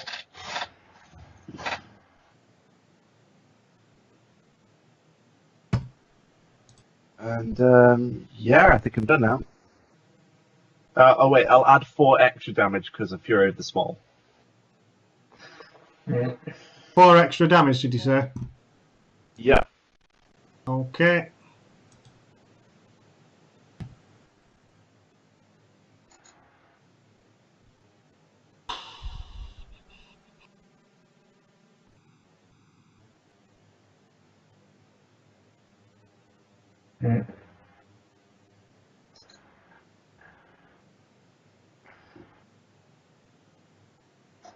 Yeah, I think I'm going to smash some false life on myself. Well, I haven't taken a turn yet. Have you not? No, yes, it is your turn. Sorry. Thank you. Right, let's see. Where's these blooming potions of healing in here? Oh, Horse Apple's at the bottom of the order. He is. Yes, I am. But I'm at the top. So I'd skipped ahead. That's Granville all over. Yeah. So I get 10 points of HP using my my potion of healing as a bonus action. You roll that. Yeah. Good. If you can't be good, be lucky. Yeah. So just put that back on. Come on. It's been a bit slow for some reason. Come on. There you go. Alright. Okay, and then I will, should I swing or should I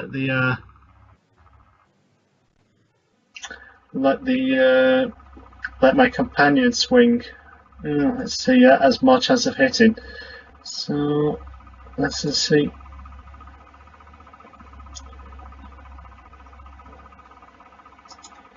Right, let's just have to bear with me 1 second.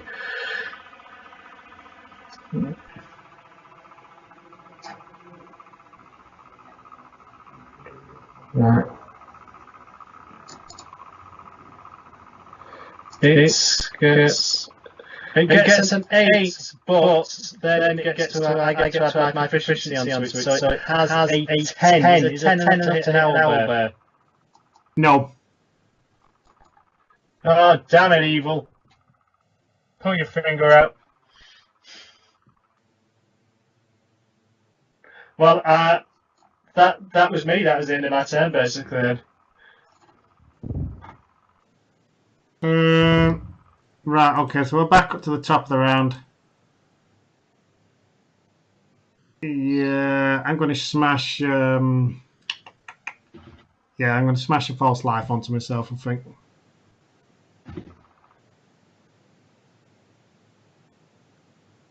Six. These are some poor rolls, aren't they? 1d4 plus 4. Got 6, yeah. That's temporary hit points, right? I think. Bolstering yourself with a necromantic facsimile of life, you gain 1d4 plus 4 temporary hit points. Yep, so 6 temporary hit points. Okay. And I believe that's my goal then, isn't it? Yeah, probably. Right, so the owlbear, yeah, it's going to take an attack at each of us. So one attack at me and the next attack at you. Okay. It's going to try and attack me with the beak. And it gets a 17. My armor is 15 I now. was going to use protection. Oh, yeah. So that's to roll at disadvantage, huh? No, As soon as it was going for you, I was going to use it. Yeah, protection is the one where you put a swing in, a shield in the way in it and make it roll at disadvantage. Is it not just adding an AC bonus onto your companion? No, it's that's the thing that Granville's been using the entire time. Where he's being attacked and it's at disadvantage, it's protection. Yeah. Right. Right, let's swing again then. 14. Yeah, so that won't hit now that he's got mage armor on. That has missed me. Thank you there. Actually used. Claws. Oh, it got a 25 to attack you with its claws. Yeah, that's fine. So that does 14 damage. Okay.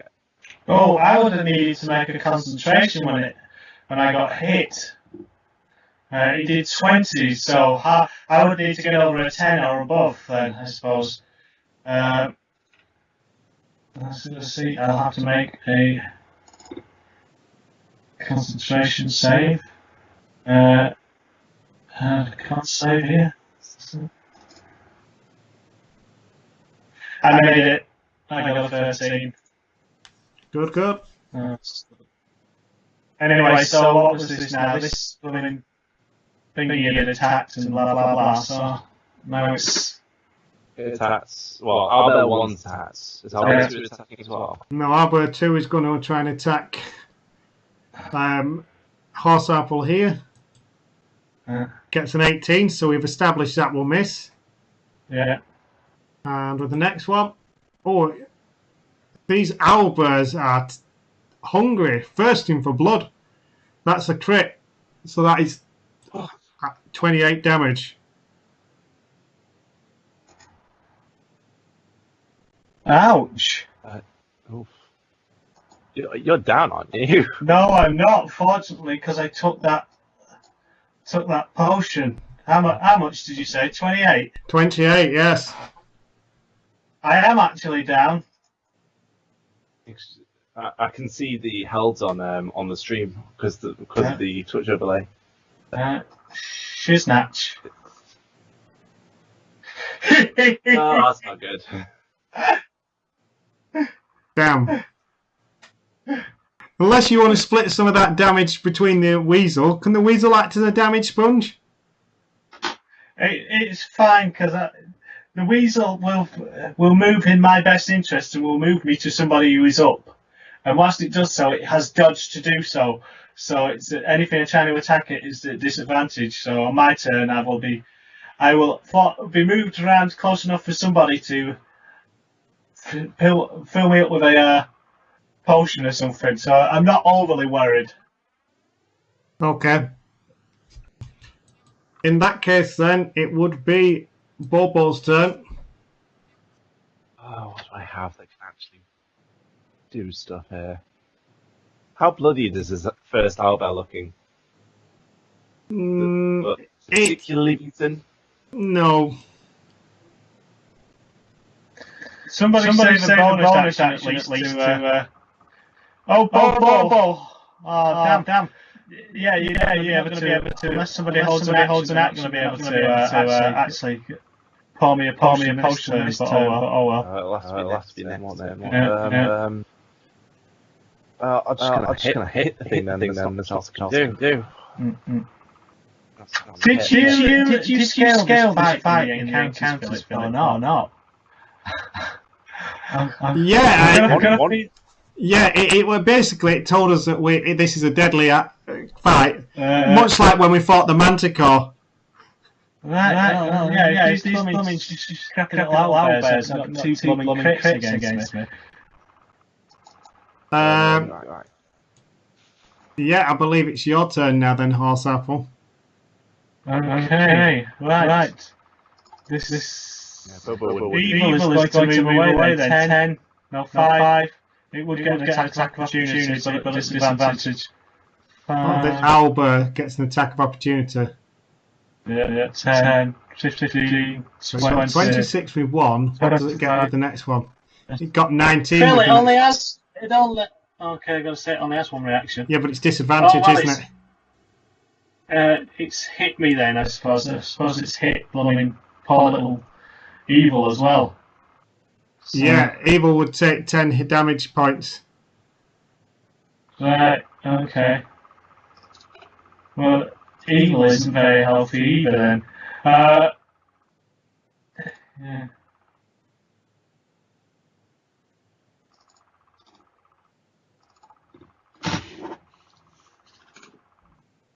But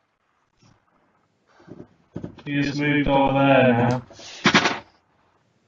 I guess I'm out to make a death roll as well. Right, let's just see then.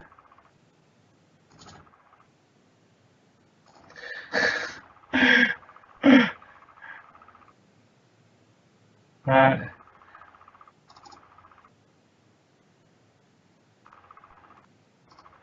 How do you make a death roll? Yeah.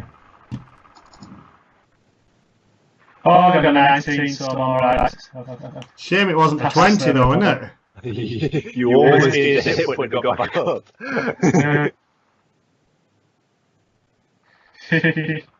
Top of the round 4 now then, let's have a see. Right, will somebody help me? Not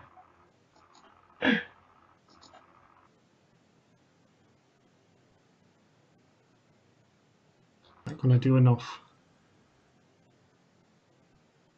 Well, I have a health potion on me if you want to feed me my one remaining health potion as well. I think we're all down to one left now because we've all used. I've used one on Gramble. Gramble's used one on himself, and you've used one. Yeah. What to do?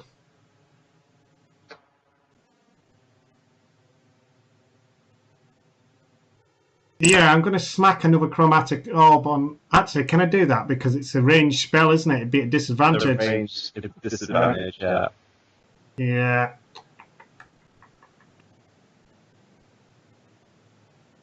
You know what? I'm going to try colour spray and hope that it comes off.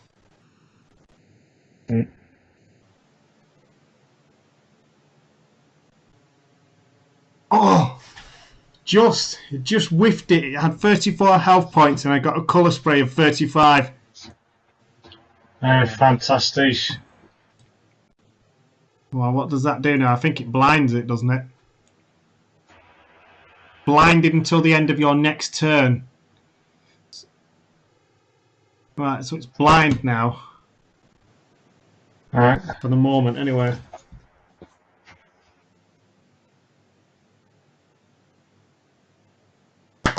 If it's blind, does that mean that I will be able to sneak out of its way now to try and administer you? Oh no, you're right next to me anyway, yes. So I can just use it as a bonus action. Yeah. Yeah. But it would mean that it needs to see you to be able to have an attack of opportunity, so that you could move away freely. Right, I'm going to do that. I'm going to give you your health potion as a bonus action. So, do you want to roll your health potion? Right then. And then I'm going to move away. I think 25 feet movement, would be a norm. 5, 10. That's it. 8, 5, okay. 10, 15, 20, 25. Right. Yeah, that's the end of my turn there now.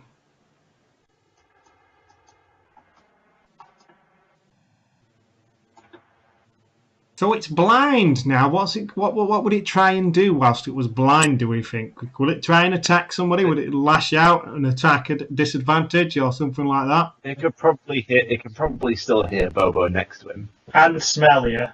Oh yeah. Well, 12. Yeah, probably still. Or 16.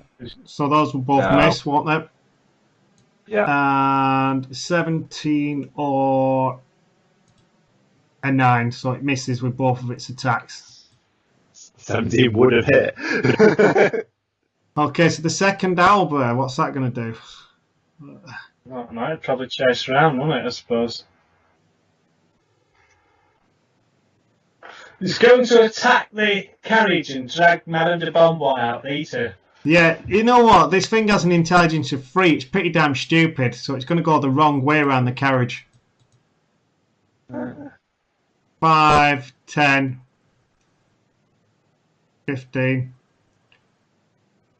20, 25, 30, or 30, 35, 40. Let's put it just there. Yeah. And it will try and attack Bobo. Okay. 19. I will shield that. Okay, good. And 13. Yeah. Okay, so it misses on its go, and now it's your go, Bobo. So Albert 1 is blind. How long is it blinded till? The end of my next turn. Right, okay. I'm going to cast Blade Ward myself and tell Horseapple and Gramble to get back. Okay. Well, now it is Horseapple's turn, I suppose. So I can move, 40 feet away easily. 5, 10, 15, 20, 20.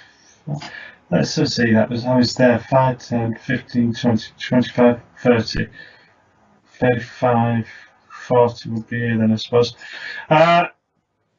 Okay, well, I am going to fire at the blinded Goblin Owlbear. I assume that means that and I will use my bonus action to transfer my Hunter's Mark onto it, and I would assume that that means that I attack it at advantage because it's Yeah, funnily enough, you would attack the Owlbear at advantage, but the Goblin you wouldn't get advantage because it's not blind, is it? No, well, I'm not attacking the Goblin. The Goblin's asleep. I don't want to wake him up. Exactly. Yeah, okay, yes, you'll attack that at advantage. So I will fire my short bow at it then with advantage. Let's see. So. Get a 16. I assume that would hit, but I'll just try again. Yeah, it will hit. Crit the bugger. I don't believe I have critted it, so no. 6 damage. But let's just see. You've got Hunter's Mark, so you could put an extra D6 on it, can you not? Yeah. Well, I would have hit it with the second one, the preferable one, wouldn't I? And that gives me 8 damage. Yeah, and then, 8 damage. And then I could put Hunter's Mark on it, as you said, so let's see. 6.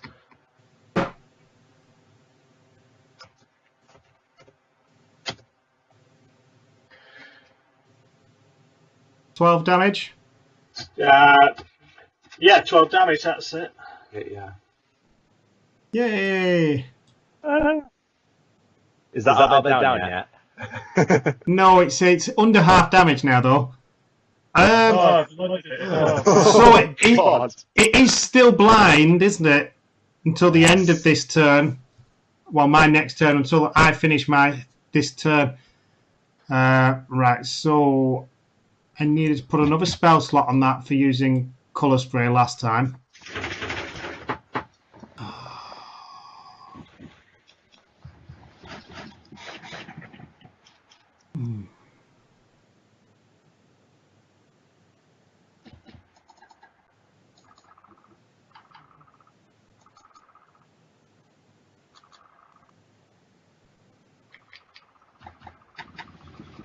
Yeah, the other Albert 2, I'm going to hex it. So I'm going to use one of my Warlock slots and stick hex on it. And now I'll deal an extra 1d6 necrotic damage to the target whenever I hit it with an attack. And also choose one ability when you cast the spell. The target has disadvantage on ability checks with that chosen ability. What's anybody's spells using? Well, I've only got Hunter's Mark, which is how many saves to it, and Fog Cloud of wounds. Aren't there saves anyway, not ability checks? Yeah, you don't have a massive grappler in this party, unlike the other one.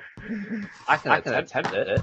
I'll say it's got disadvantage on its strength ability checks. Why do I have advantage on this? I think you have advantage to escape them with squat inwards, but not to actually do them. Yeah, so that one is hex now. So I would just put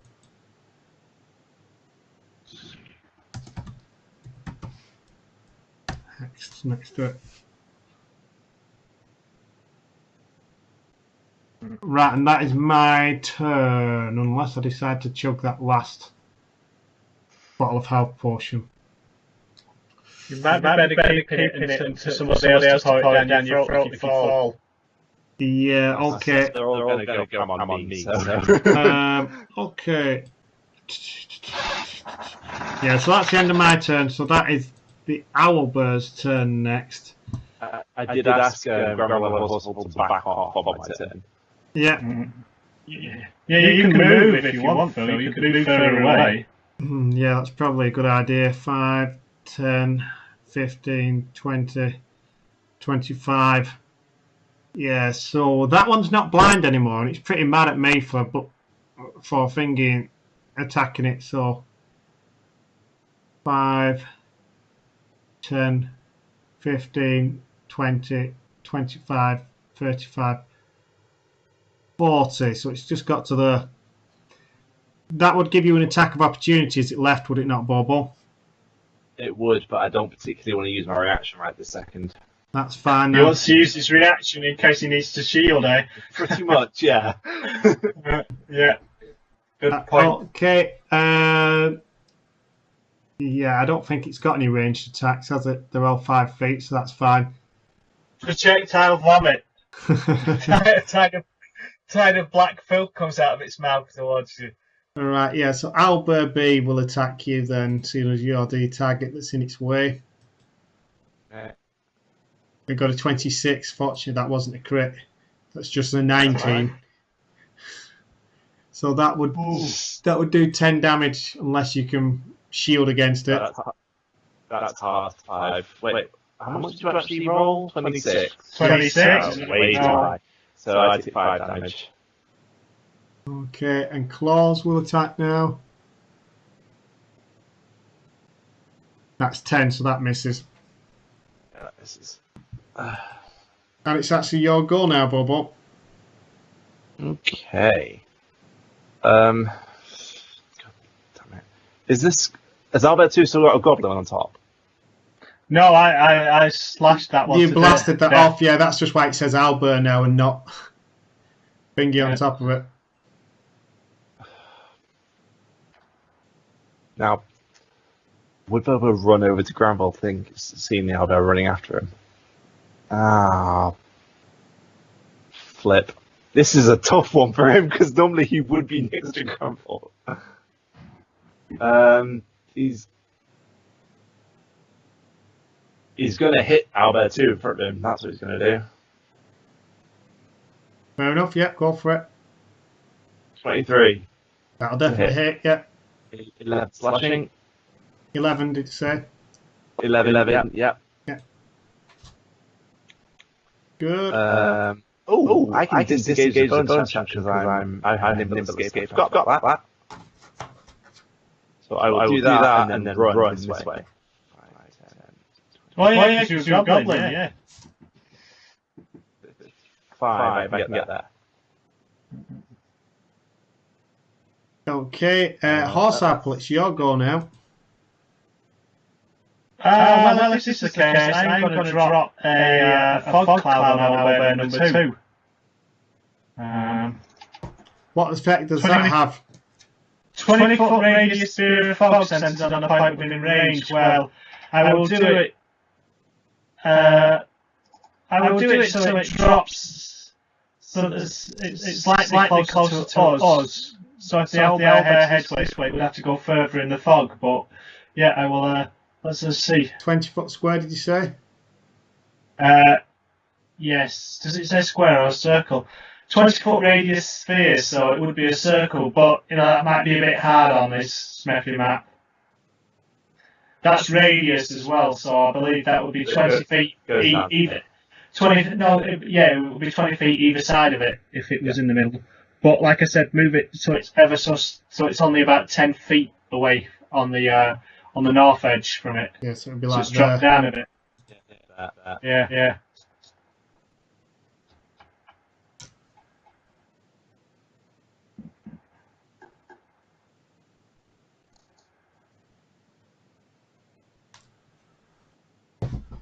Right. Okay. Well, my hunter's mark just dropped because I've done that. Oh well. It's done now. Because of both concentration spells. What does fog cloud do exactly? And I would have had it shifted over the same way to the west. So it'd be around 10 feet. Yeah, so it's about It here. means you can't see through it, basically. I'll read it out to you. Let's see. 20-foot sphere radius of fog centered on a point within range. The sphere spreads around the corners. The area is heavily obscured. It lasts for the duration until a wind or moderate or greater speed of 10 miles per hour disperses it. If it means it's blinded, basically, same as when you cast colour spray on it. Yeah, the only problem with that is the one that I've hexed, and now I can't see it to do extra damage on it. Now it can't see us though to get us either, so... Yeah. Let's see. 5, 10, 15, 20, 25, 30, 35, 40. Yeah.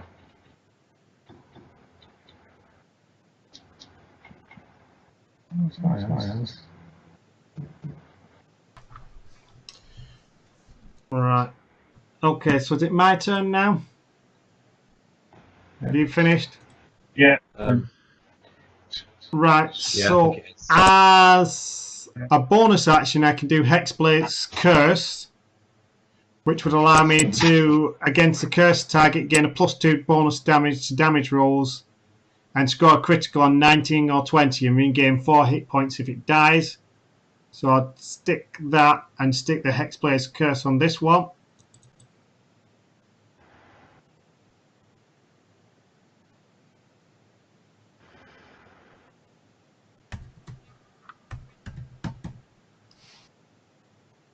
Right. And with that, spells.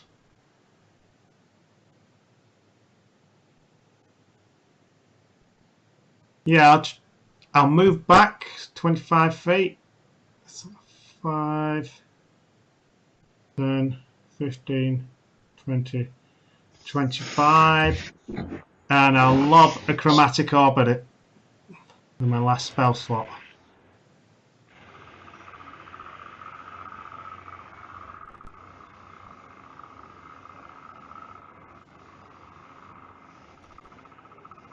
Oh, 13, just enough to hit.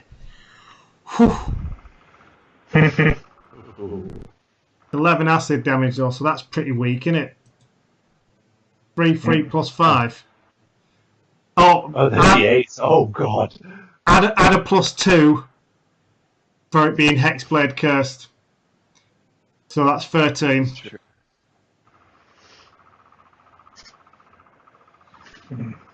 Lots of water. Oh, it's that one looking now. Pretty damage, yeah, that one's blooded. That one's really blooded.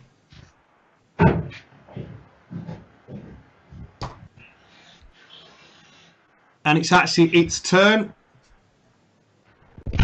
So yeah, it's going to try and take a swing at you there, Bobo. Nope. Oh, he got a 25. Oh, shiz match. Yeah, shield's not going to help there, so go ahead. 10 damage. Why are you rolling with these rigged dice, Philip?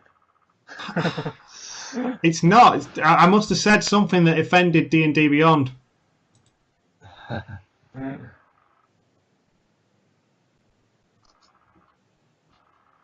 And the next one's a 16, so hopefully that won't hit. That won't hit. Just. Right. And it's the second one's goal now, so it's going to try and move 40 feet towards us.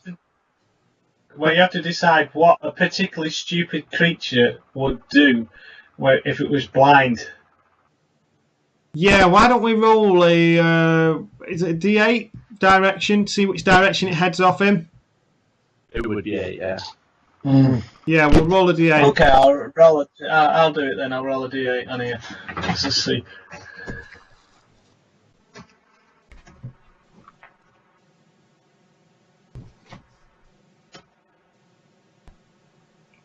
So 1. 1, so it goes due north. We're saying that's due north. Yeah. 40 feet. This. 5, Well, it comes out of the fog cloud here. 10. Comes out of the fog cloud here. Yeah, No, we've got the fog cloud about here, but yeah. Yeah, so 15 About feet of movement, one- and then it's not going to go around the fog. It's going to try and come around the other side of the carriage. 20. It also extends about. Oh yeah, it would extend here just enough to cover that. Yeah. So yeah. Okay. 25, 30, 35, 40. There we go. Do I get to move this fog cloud on a turn or not? I don't think so. That'd be lovely if I could, though. Well, you know what? You could recast it. A strong wind can move it, can blow it. Maybe it could blow it over there. A strong gust suddenly comes across the side of the... Right. Yeah, so that's its move. So now it is Bobo's go. Right, he's going to go with a... Would a green flame blade be any better? I'm just going to quickly read it. Green flame blade is the one that jumps out and onto the next one, is it not? Yeah, I'm just seeing if it's any more damage than a normal hit. I don't believe so.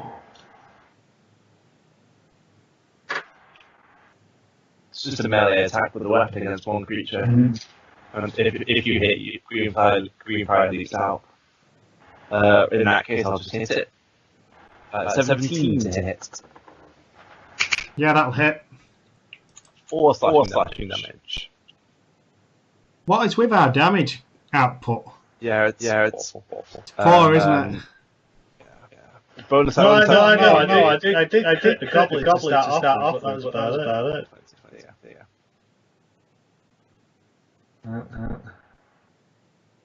It's my turn then, isn't it? Which one of these owl bears looks most wanted? The one that's on our side of the carriage. Yeah. Right, okay. I will...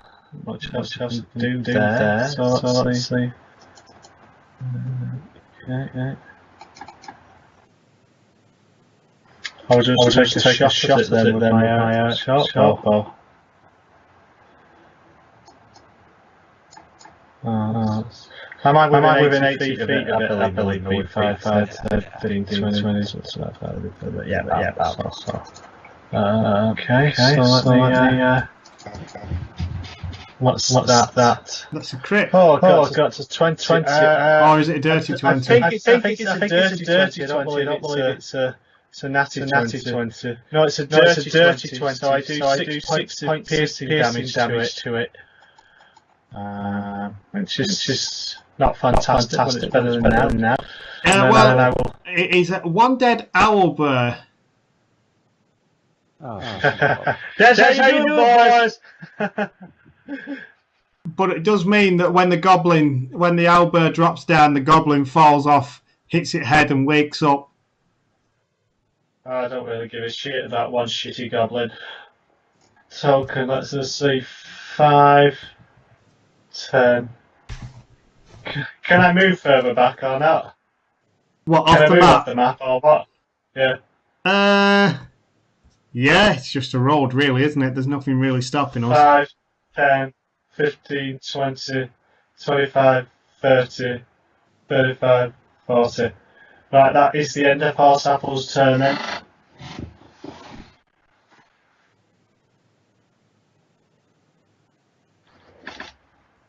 Right. 5, 10, 15, 20, 25. Yeah, I can see past it now. I've got a line of sight, I believe. I would say so. Well, why don't you use the conveniently available measure tool, and if it shows a straight line between, then you've got a line of sight. Yeah. I've got a line of sight on it. Oh, good.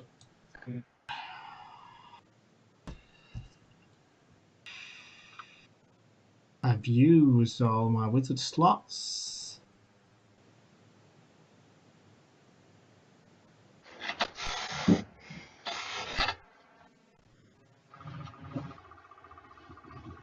Yeah. I think I'm just going to have to Eldritch Blast it. Eldritch Blast. Eldritch Blast.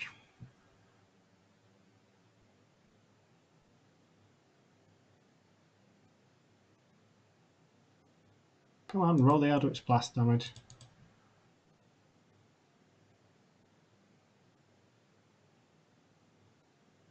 Oh, good.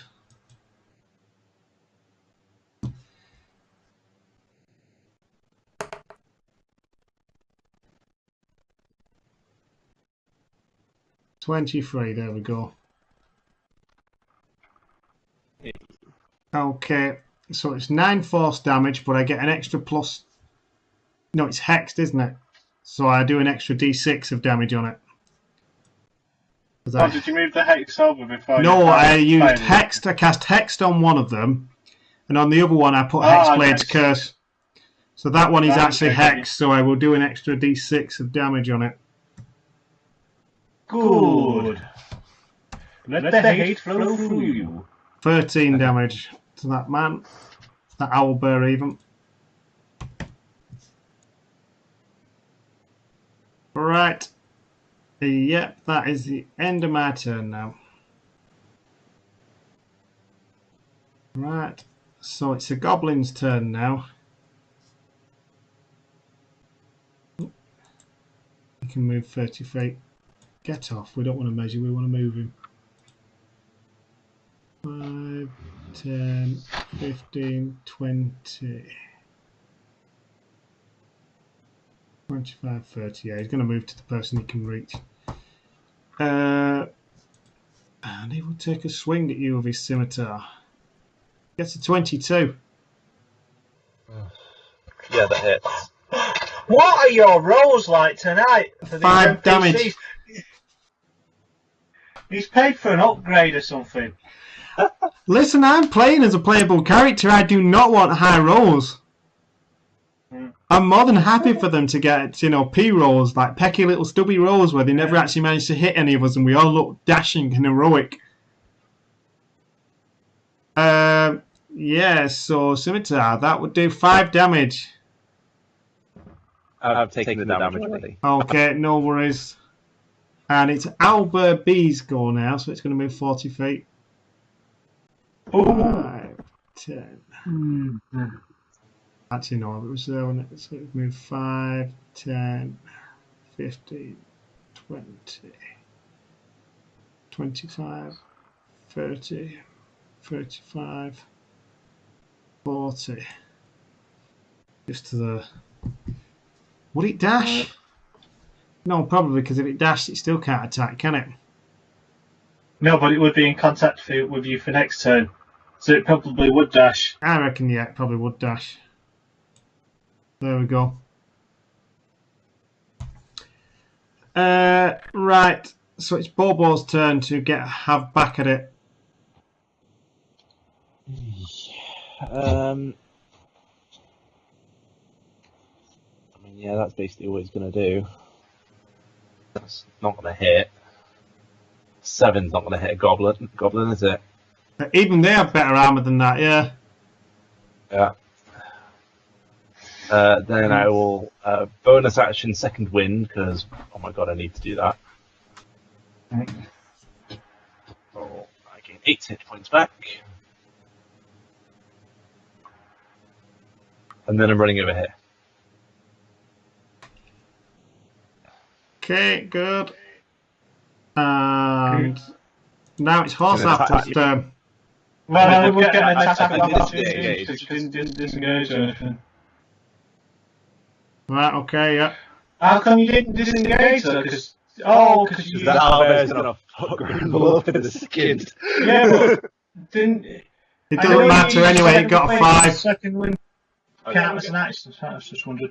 Alright, so what would Horse Apple do here? Would he.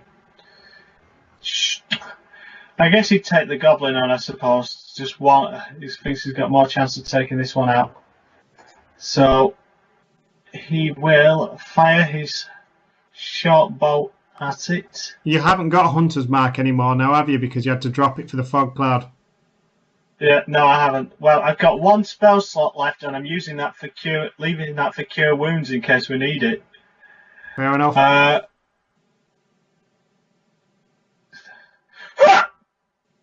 got a 9. Whee, that sails wide of the mark. Okay. Right.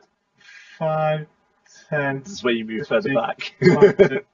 25, 30, 35. I don't want to be too far away because I need to be able to touch either of the characters to cast healing, cure wounds. Yeah. So no, that was the end of my ineffectual turn. Oh, come on.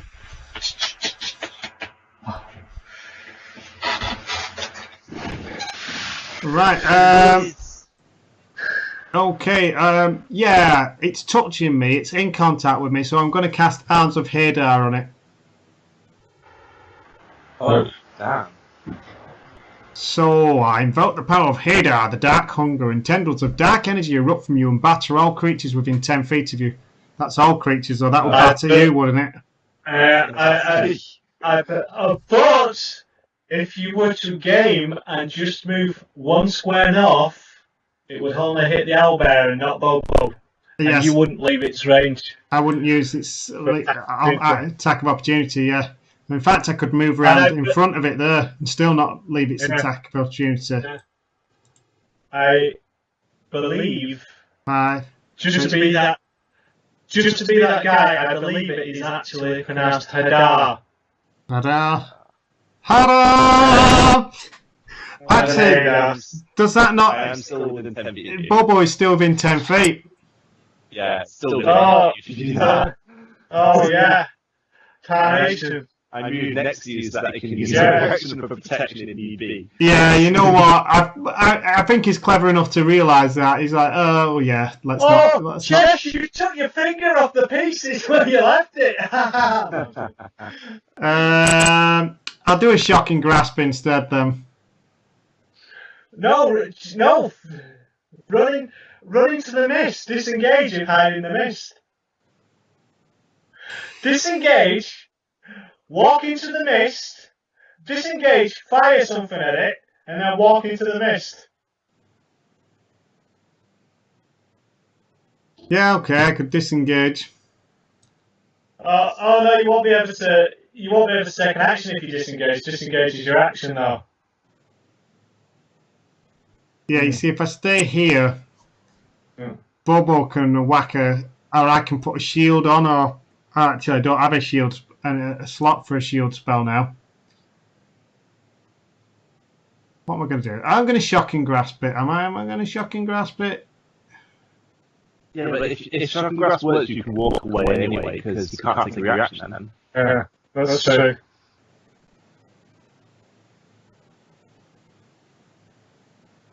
$15, that will hit, yeah. So it's 8 lightning damage, plus an extra D6 for it being hexed by me. But will it blend? What's that? I left that a beat too late. You said it will hit, but I said, but will it blend? That's 10. 10 damage to him.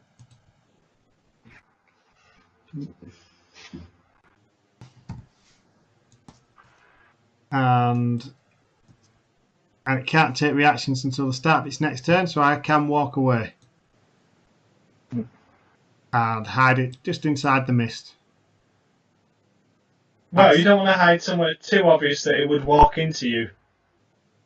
Yeah, but equally, I want to be able to look outside, don't I? I want to be able to just put my head. Yeah, no. It doesn't work that way. Yeah, no, I'd have to walk out again next turn, so it doesn't matter. Yeah, Yeah. I'll stick myself in there. Yeah.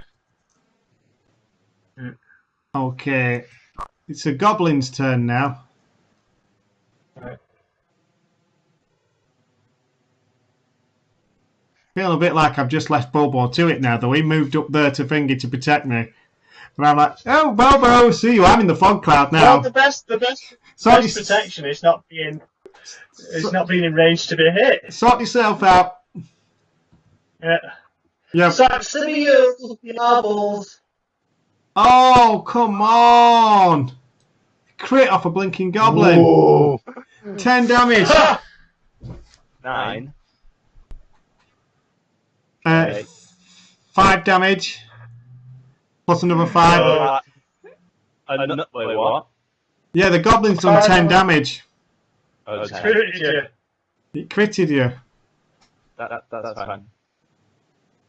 God in heavens. God. Yeah, and now it's the Owlbear's turn now. Oh dear. Let's see how it does.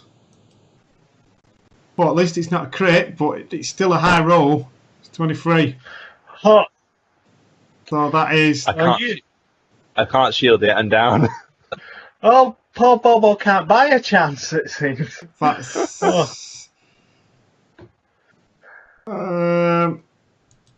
It doesn't matter. I'm down. It's more than 8, isn't it?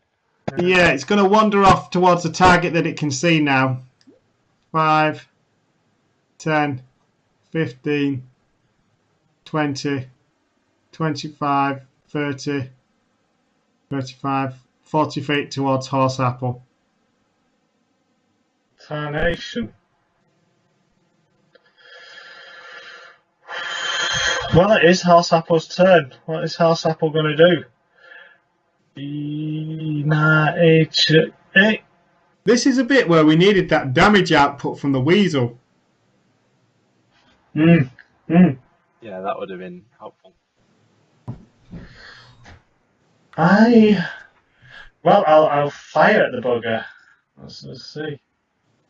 Oh, well, if it's kiting me, it's not getting you, Bobo. So I will fire at the goblin, hoping get rid of him, and then I will try and draw this owlbear off, I suppose. Unless, yes, I'll have to do it. I'll go and fire at the goblin. Hit the bitch. Oh, I get a 19. So I do 6 points of damage against the goblin. Such a shame you couldn't just do one more. He's hanging on. I don't think there is any possible means to do that. Let's see. So let's see. 5, 10, 15, 20, 25, 30, 35, 40. Alright. This is going to charge me, isn't it? It's just going to take me down. I'm going to be too far away from anyone else to heal me or whatever. This will be the end of Horse Apple and all. So, that's the end. And then the Horse Apple's turn. Right, please say that Bobo is within 25 feet. 5, 10, 15, 20, well, you cannot 25. You cannot see Bobo until you leave the fog cloud anyway. Yeah. I am actually within range. Right. Do you have a health potion on you, Bobo, or have you smashed all yours? I have one left. Right, well, I'll pour that down your craw. 9 hit points. And then I will jam an Eldritch Blast at the Owlbear.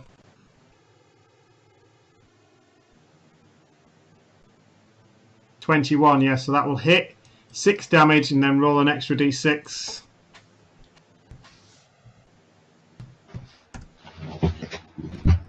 Oh, 1. Great. 7 damage.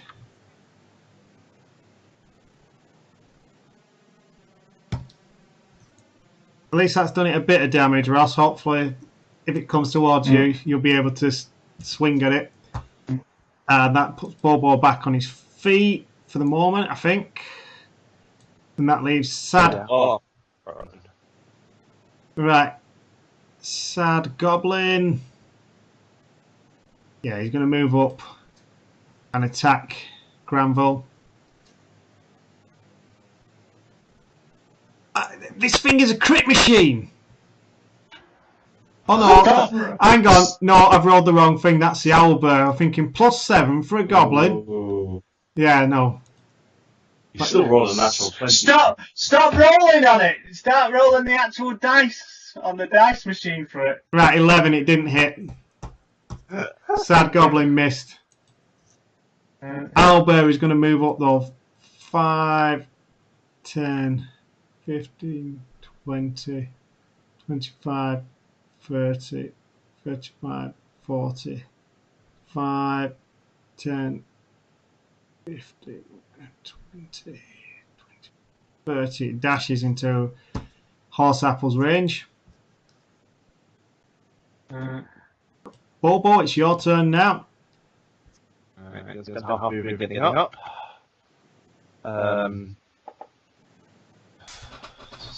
It's fucking goblin. Goblin needs to go away. Yeah, the goblin does need to get lost on it.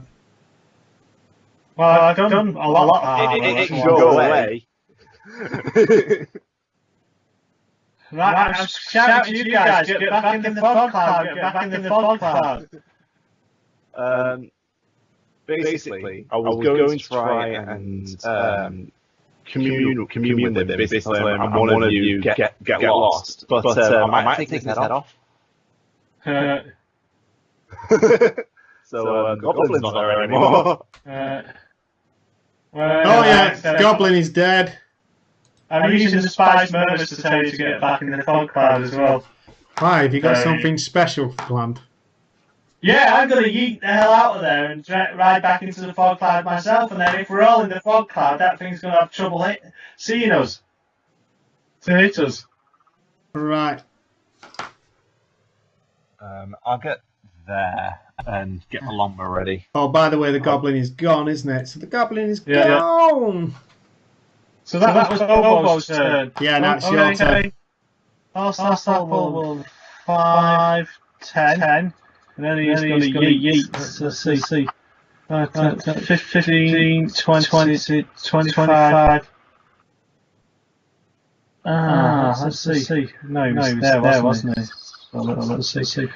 What does he do? Does he risk it for a biscuit?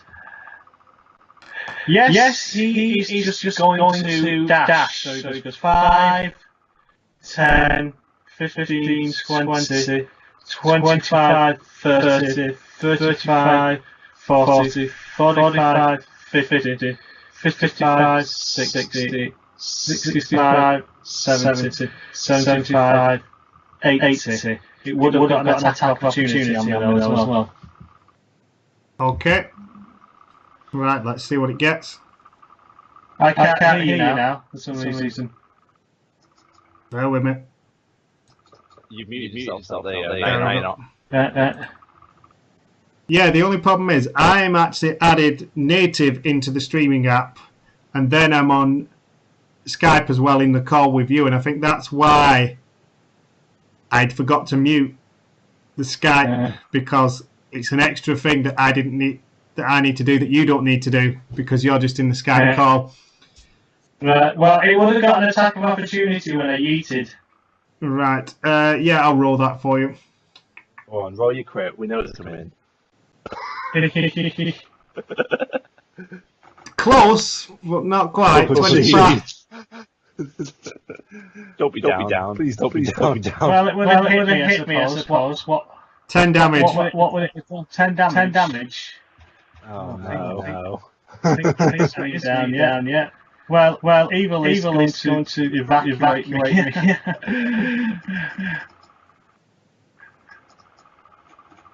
Right.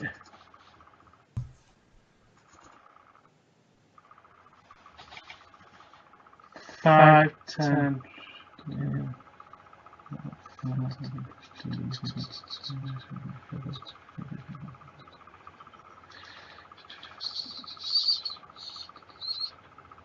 What is wrong with you, Phil? Why do you keep making these blooming rolls? Not me, don't blame me, it's Fingy. It's D&D, it's beyond 20. Well, a pox upon it. Start rolling the blooming dice tray. I trust you more than I trust this cat RNG machine.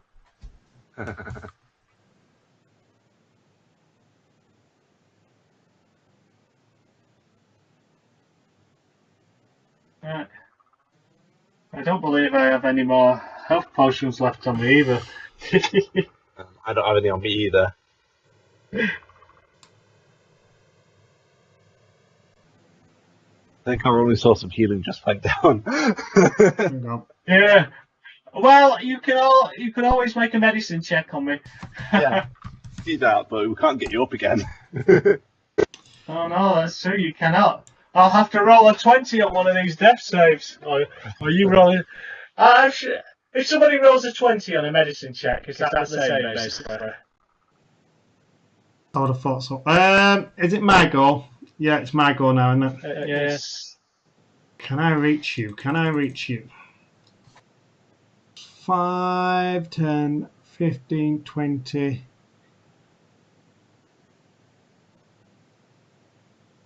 I can't reach you. I've only got 25 movement. If I could reach you, I have a potion that I could chug down your throat. Got the last one. Don't worry, Evil will move me out of the way next turn anyway. And basically... Right, in that case, then, I am going to Eldritch Blast this thing. How far away is it now? Well, my Eldritch Blast is 240 feet.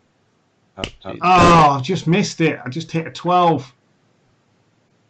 I only get +2 on the damage, don't I? No, I don't even get that, do I? It's hex. We know not then. Right. You're dealing XP. You might as well get back in the mist. I'm going to, yes. 5, 10, 15, 20, 25. And, yeah, that's the end of my turn. You could have passed the potion to Bobo. Bobo could potion me. Does Bobo have enough movement? I have 35 movement speed, so probably. 5, 10, 15, 20, 25, 30. No, you would still be one off. Is Evil intelligent enough to pick up a potion and pour it down your throat? No. Evil has an intelligence of 4, which makes him an incredibly intelligent beast, but probably not. Right. You mean you didn't train it all that time you were a ranger in the war to pick up health potions to pour down your neck? Obviously not. I wasn't fighting that dual owlbears when I was a ranger last time in the war. Dual hours with shitty goblins on top that crit all the time. Yeah, I was fighting natural opponents instead of these unnatural crit things. 35, 40. These crit machines. 5, 10, 15, 20. It's coming to get Bobo. Okay. Oh, is it not going for horse apple? You're doing a good enough job of playing dead that it thinks you're dead. Well, evilly dead though. Yeah, it takes one look. I don't mind if horse apple dies in his brief shining moment dies in this session. I'll help it. You put time and effort into building the character. Let's not kill him off just yet. I build a new one for next week. It's fine. Evil's gone all massive like honey badger. He's just completely like going mad. The owlbear thinks that Bobo looks like the easier target. I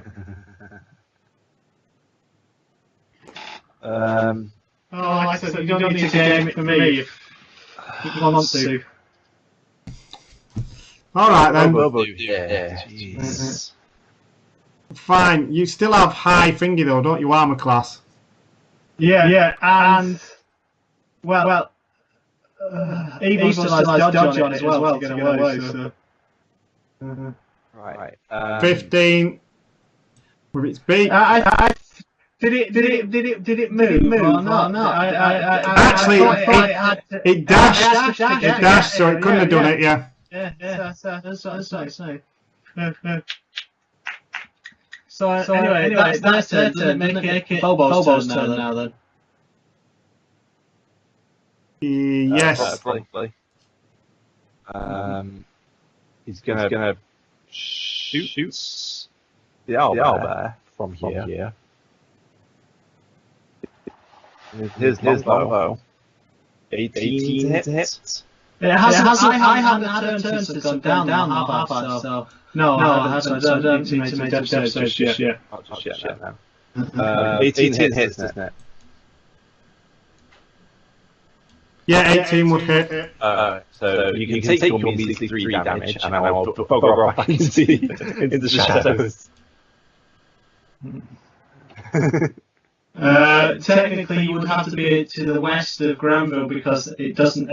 I don't think it. Yeah, it does. It would extend just to there. Yeah. So now it is my turn. So let's see. 5,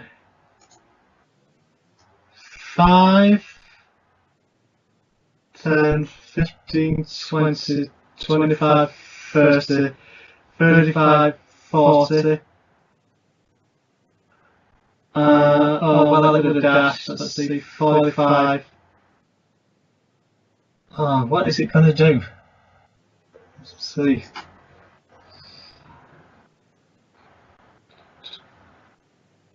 Nope, it's just going to have to dash. That's about it, I think. It's going to have to take its chances and dash.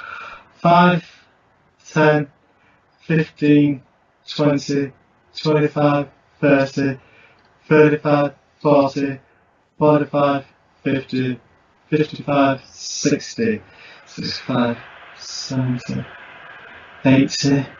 Well, it will get an attack of opportunity on poor Illegal as he left. Alright. Right. So the owlbear will get an attack of opportunity. You've gone really quiet, Bill. Yeah, bear with me 1 second.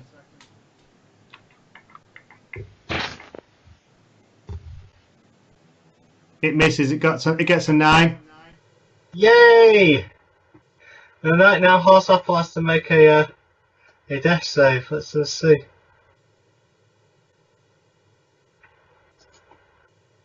I'm pretty sure the cloud doesn't extend that far, by the way. Hey! He gets a 20. He's back on his feet. Bada bing, bada boom. No way. Yeah. I'm pretty sure the cloud doesn't extend over there, by the way, if that's what you're aiming for. No, it does because I told it, didn't I? I said to you, Philip, that it wasn't entirely on it. It was shifted 10 feet over and 10 feet down, so it would have been. Well, this little blue, 20-foot radius. this little blue thing is where Phil put the mark, so I'm blaming Philip. So, but if that satisfies it better, I'll just move it there then. Right. So Horseapple is on his feet again. By some miracle. It's tough. It's too dumb to die. Oh, good. Can you hear me now? So now, It would be Granville's turn. well, now, yeah, it would be Granville's turn. Yep. Right, can you guys hear me on here now? Yeah, you're very low in the mix, so can't really. Your volume's not good. That better? Slightly better. If you can turn it up even further, that'd be grand.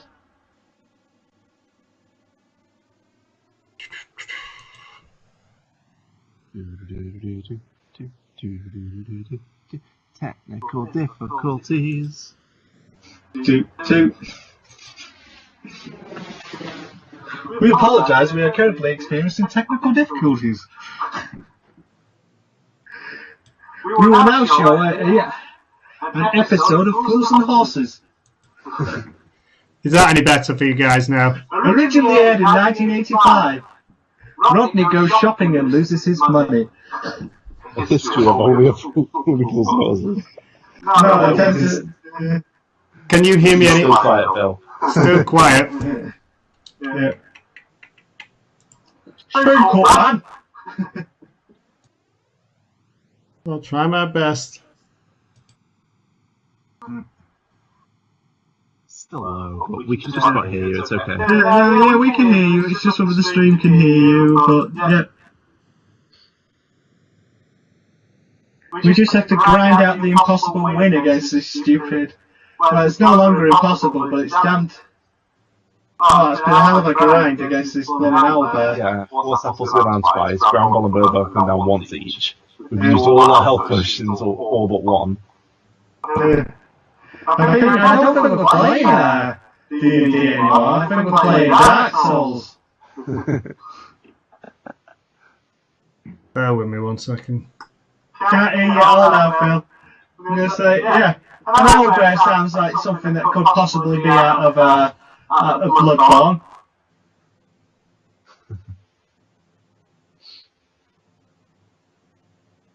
Oh no. We've not got you, Phil. Yeah, I don't know if you're talking or not, but we can't hear you. Yeah, bear with me. Nope, didn't hear a word of that. Right, is that any better? We can hear you now, at least, anyway. Yeah, we can It's hear you. not great, but we can hear you. Right, bear with me. I'll bear with you. Oh, bear. I'll bear with you. There you go. Very tough. I'm beginning to see the limitations of Bobo's build. Yeah, well, as it is, I don't think... I don't, well, I was trying to play a tank, but, you know, tanks don't work when you keep getting crit, do they? Opposite of that. I was trying to play a tank, and like you say, tanks don't work when you keep getting crit. He's done better as a kite, basically running away and leading everything away than he has as a tank. That any better? Yeah, it's passable. We can hear you, but you're not very loud. Stop worrying about it. Let's carry on with killing this thing, and then that'll basically be the end of the stream anyway, won't it? It will indeed, yeah. Right. Okay, my turn, is it? Yeah.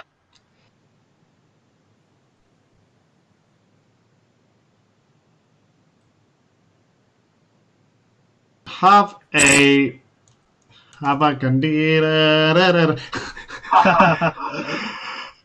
an Eldritch Blast.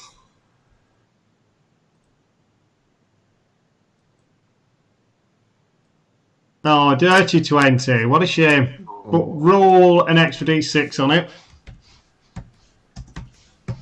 Rolls high on the damage. 13.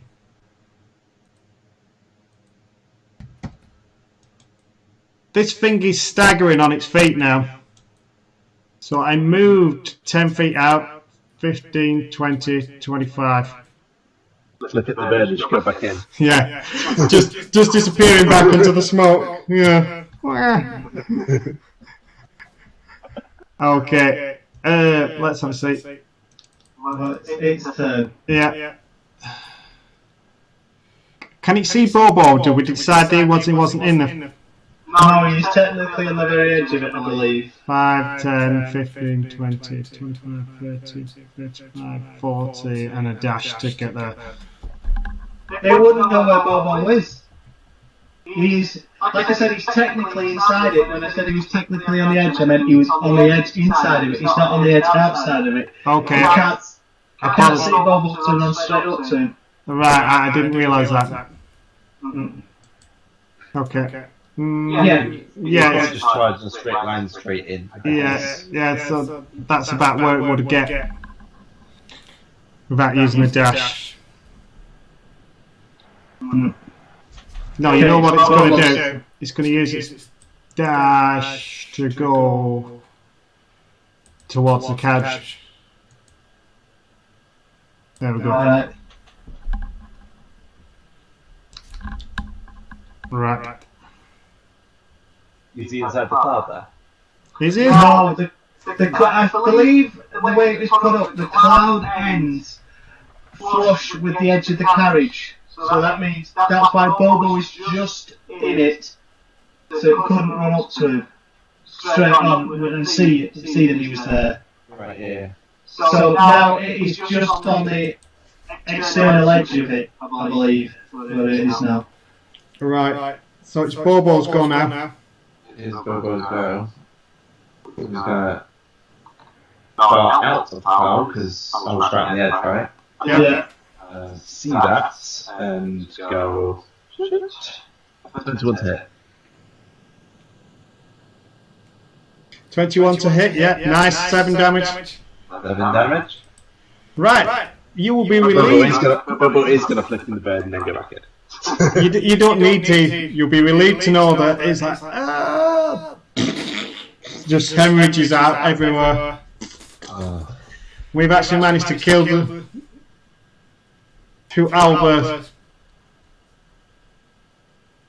Hey! Yay! Horse apple.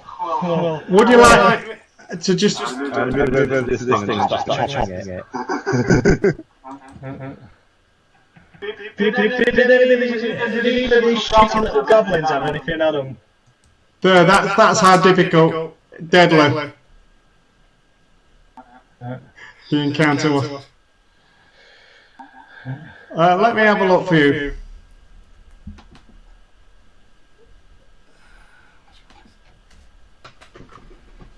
Excuse me, pardon.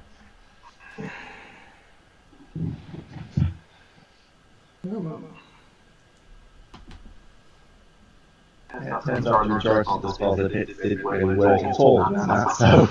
Oh, no, that shield was useful. Although, when they roll over 22, it doesn't make any difference, though. I know.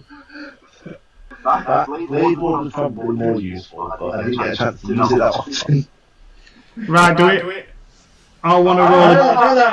At least fog clouds with some value. Next time we should all just hide in the fog and just be painful little butts and keep shifting in and out of it. Right, roll a D100 each. Okay. The rest first. Yeah, we're climbing his carriage. I don't care what Madam the Bonbon thinks.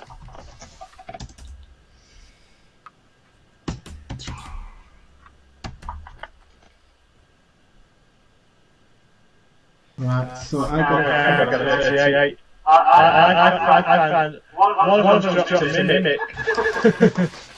I find a seashell motif leather armor and a shield. What did you get? 38. Yep. Okay. Roll me a D12, please, Ross. Here we go, place trap.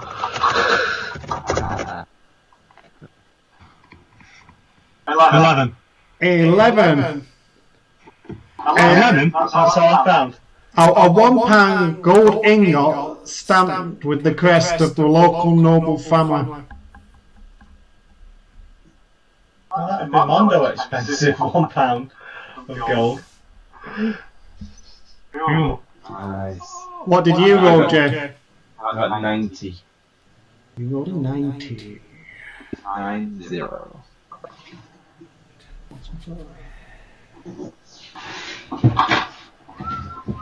It's a mimic chest. And if you roll me a D12, please.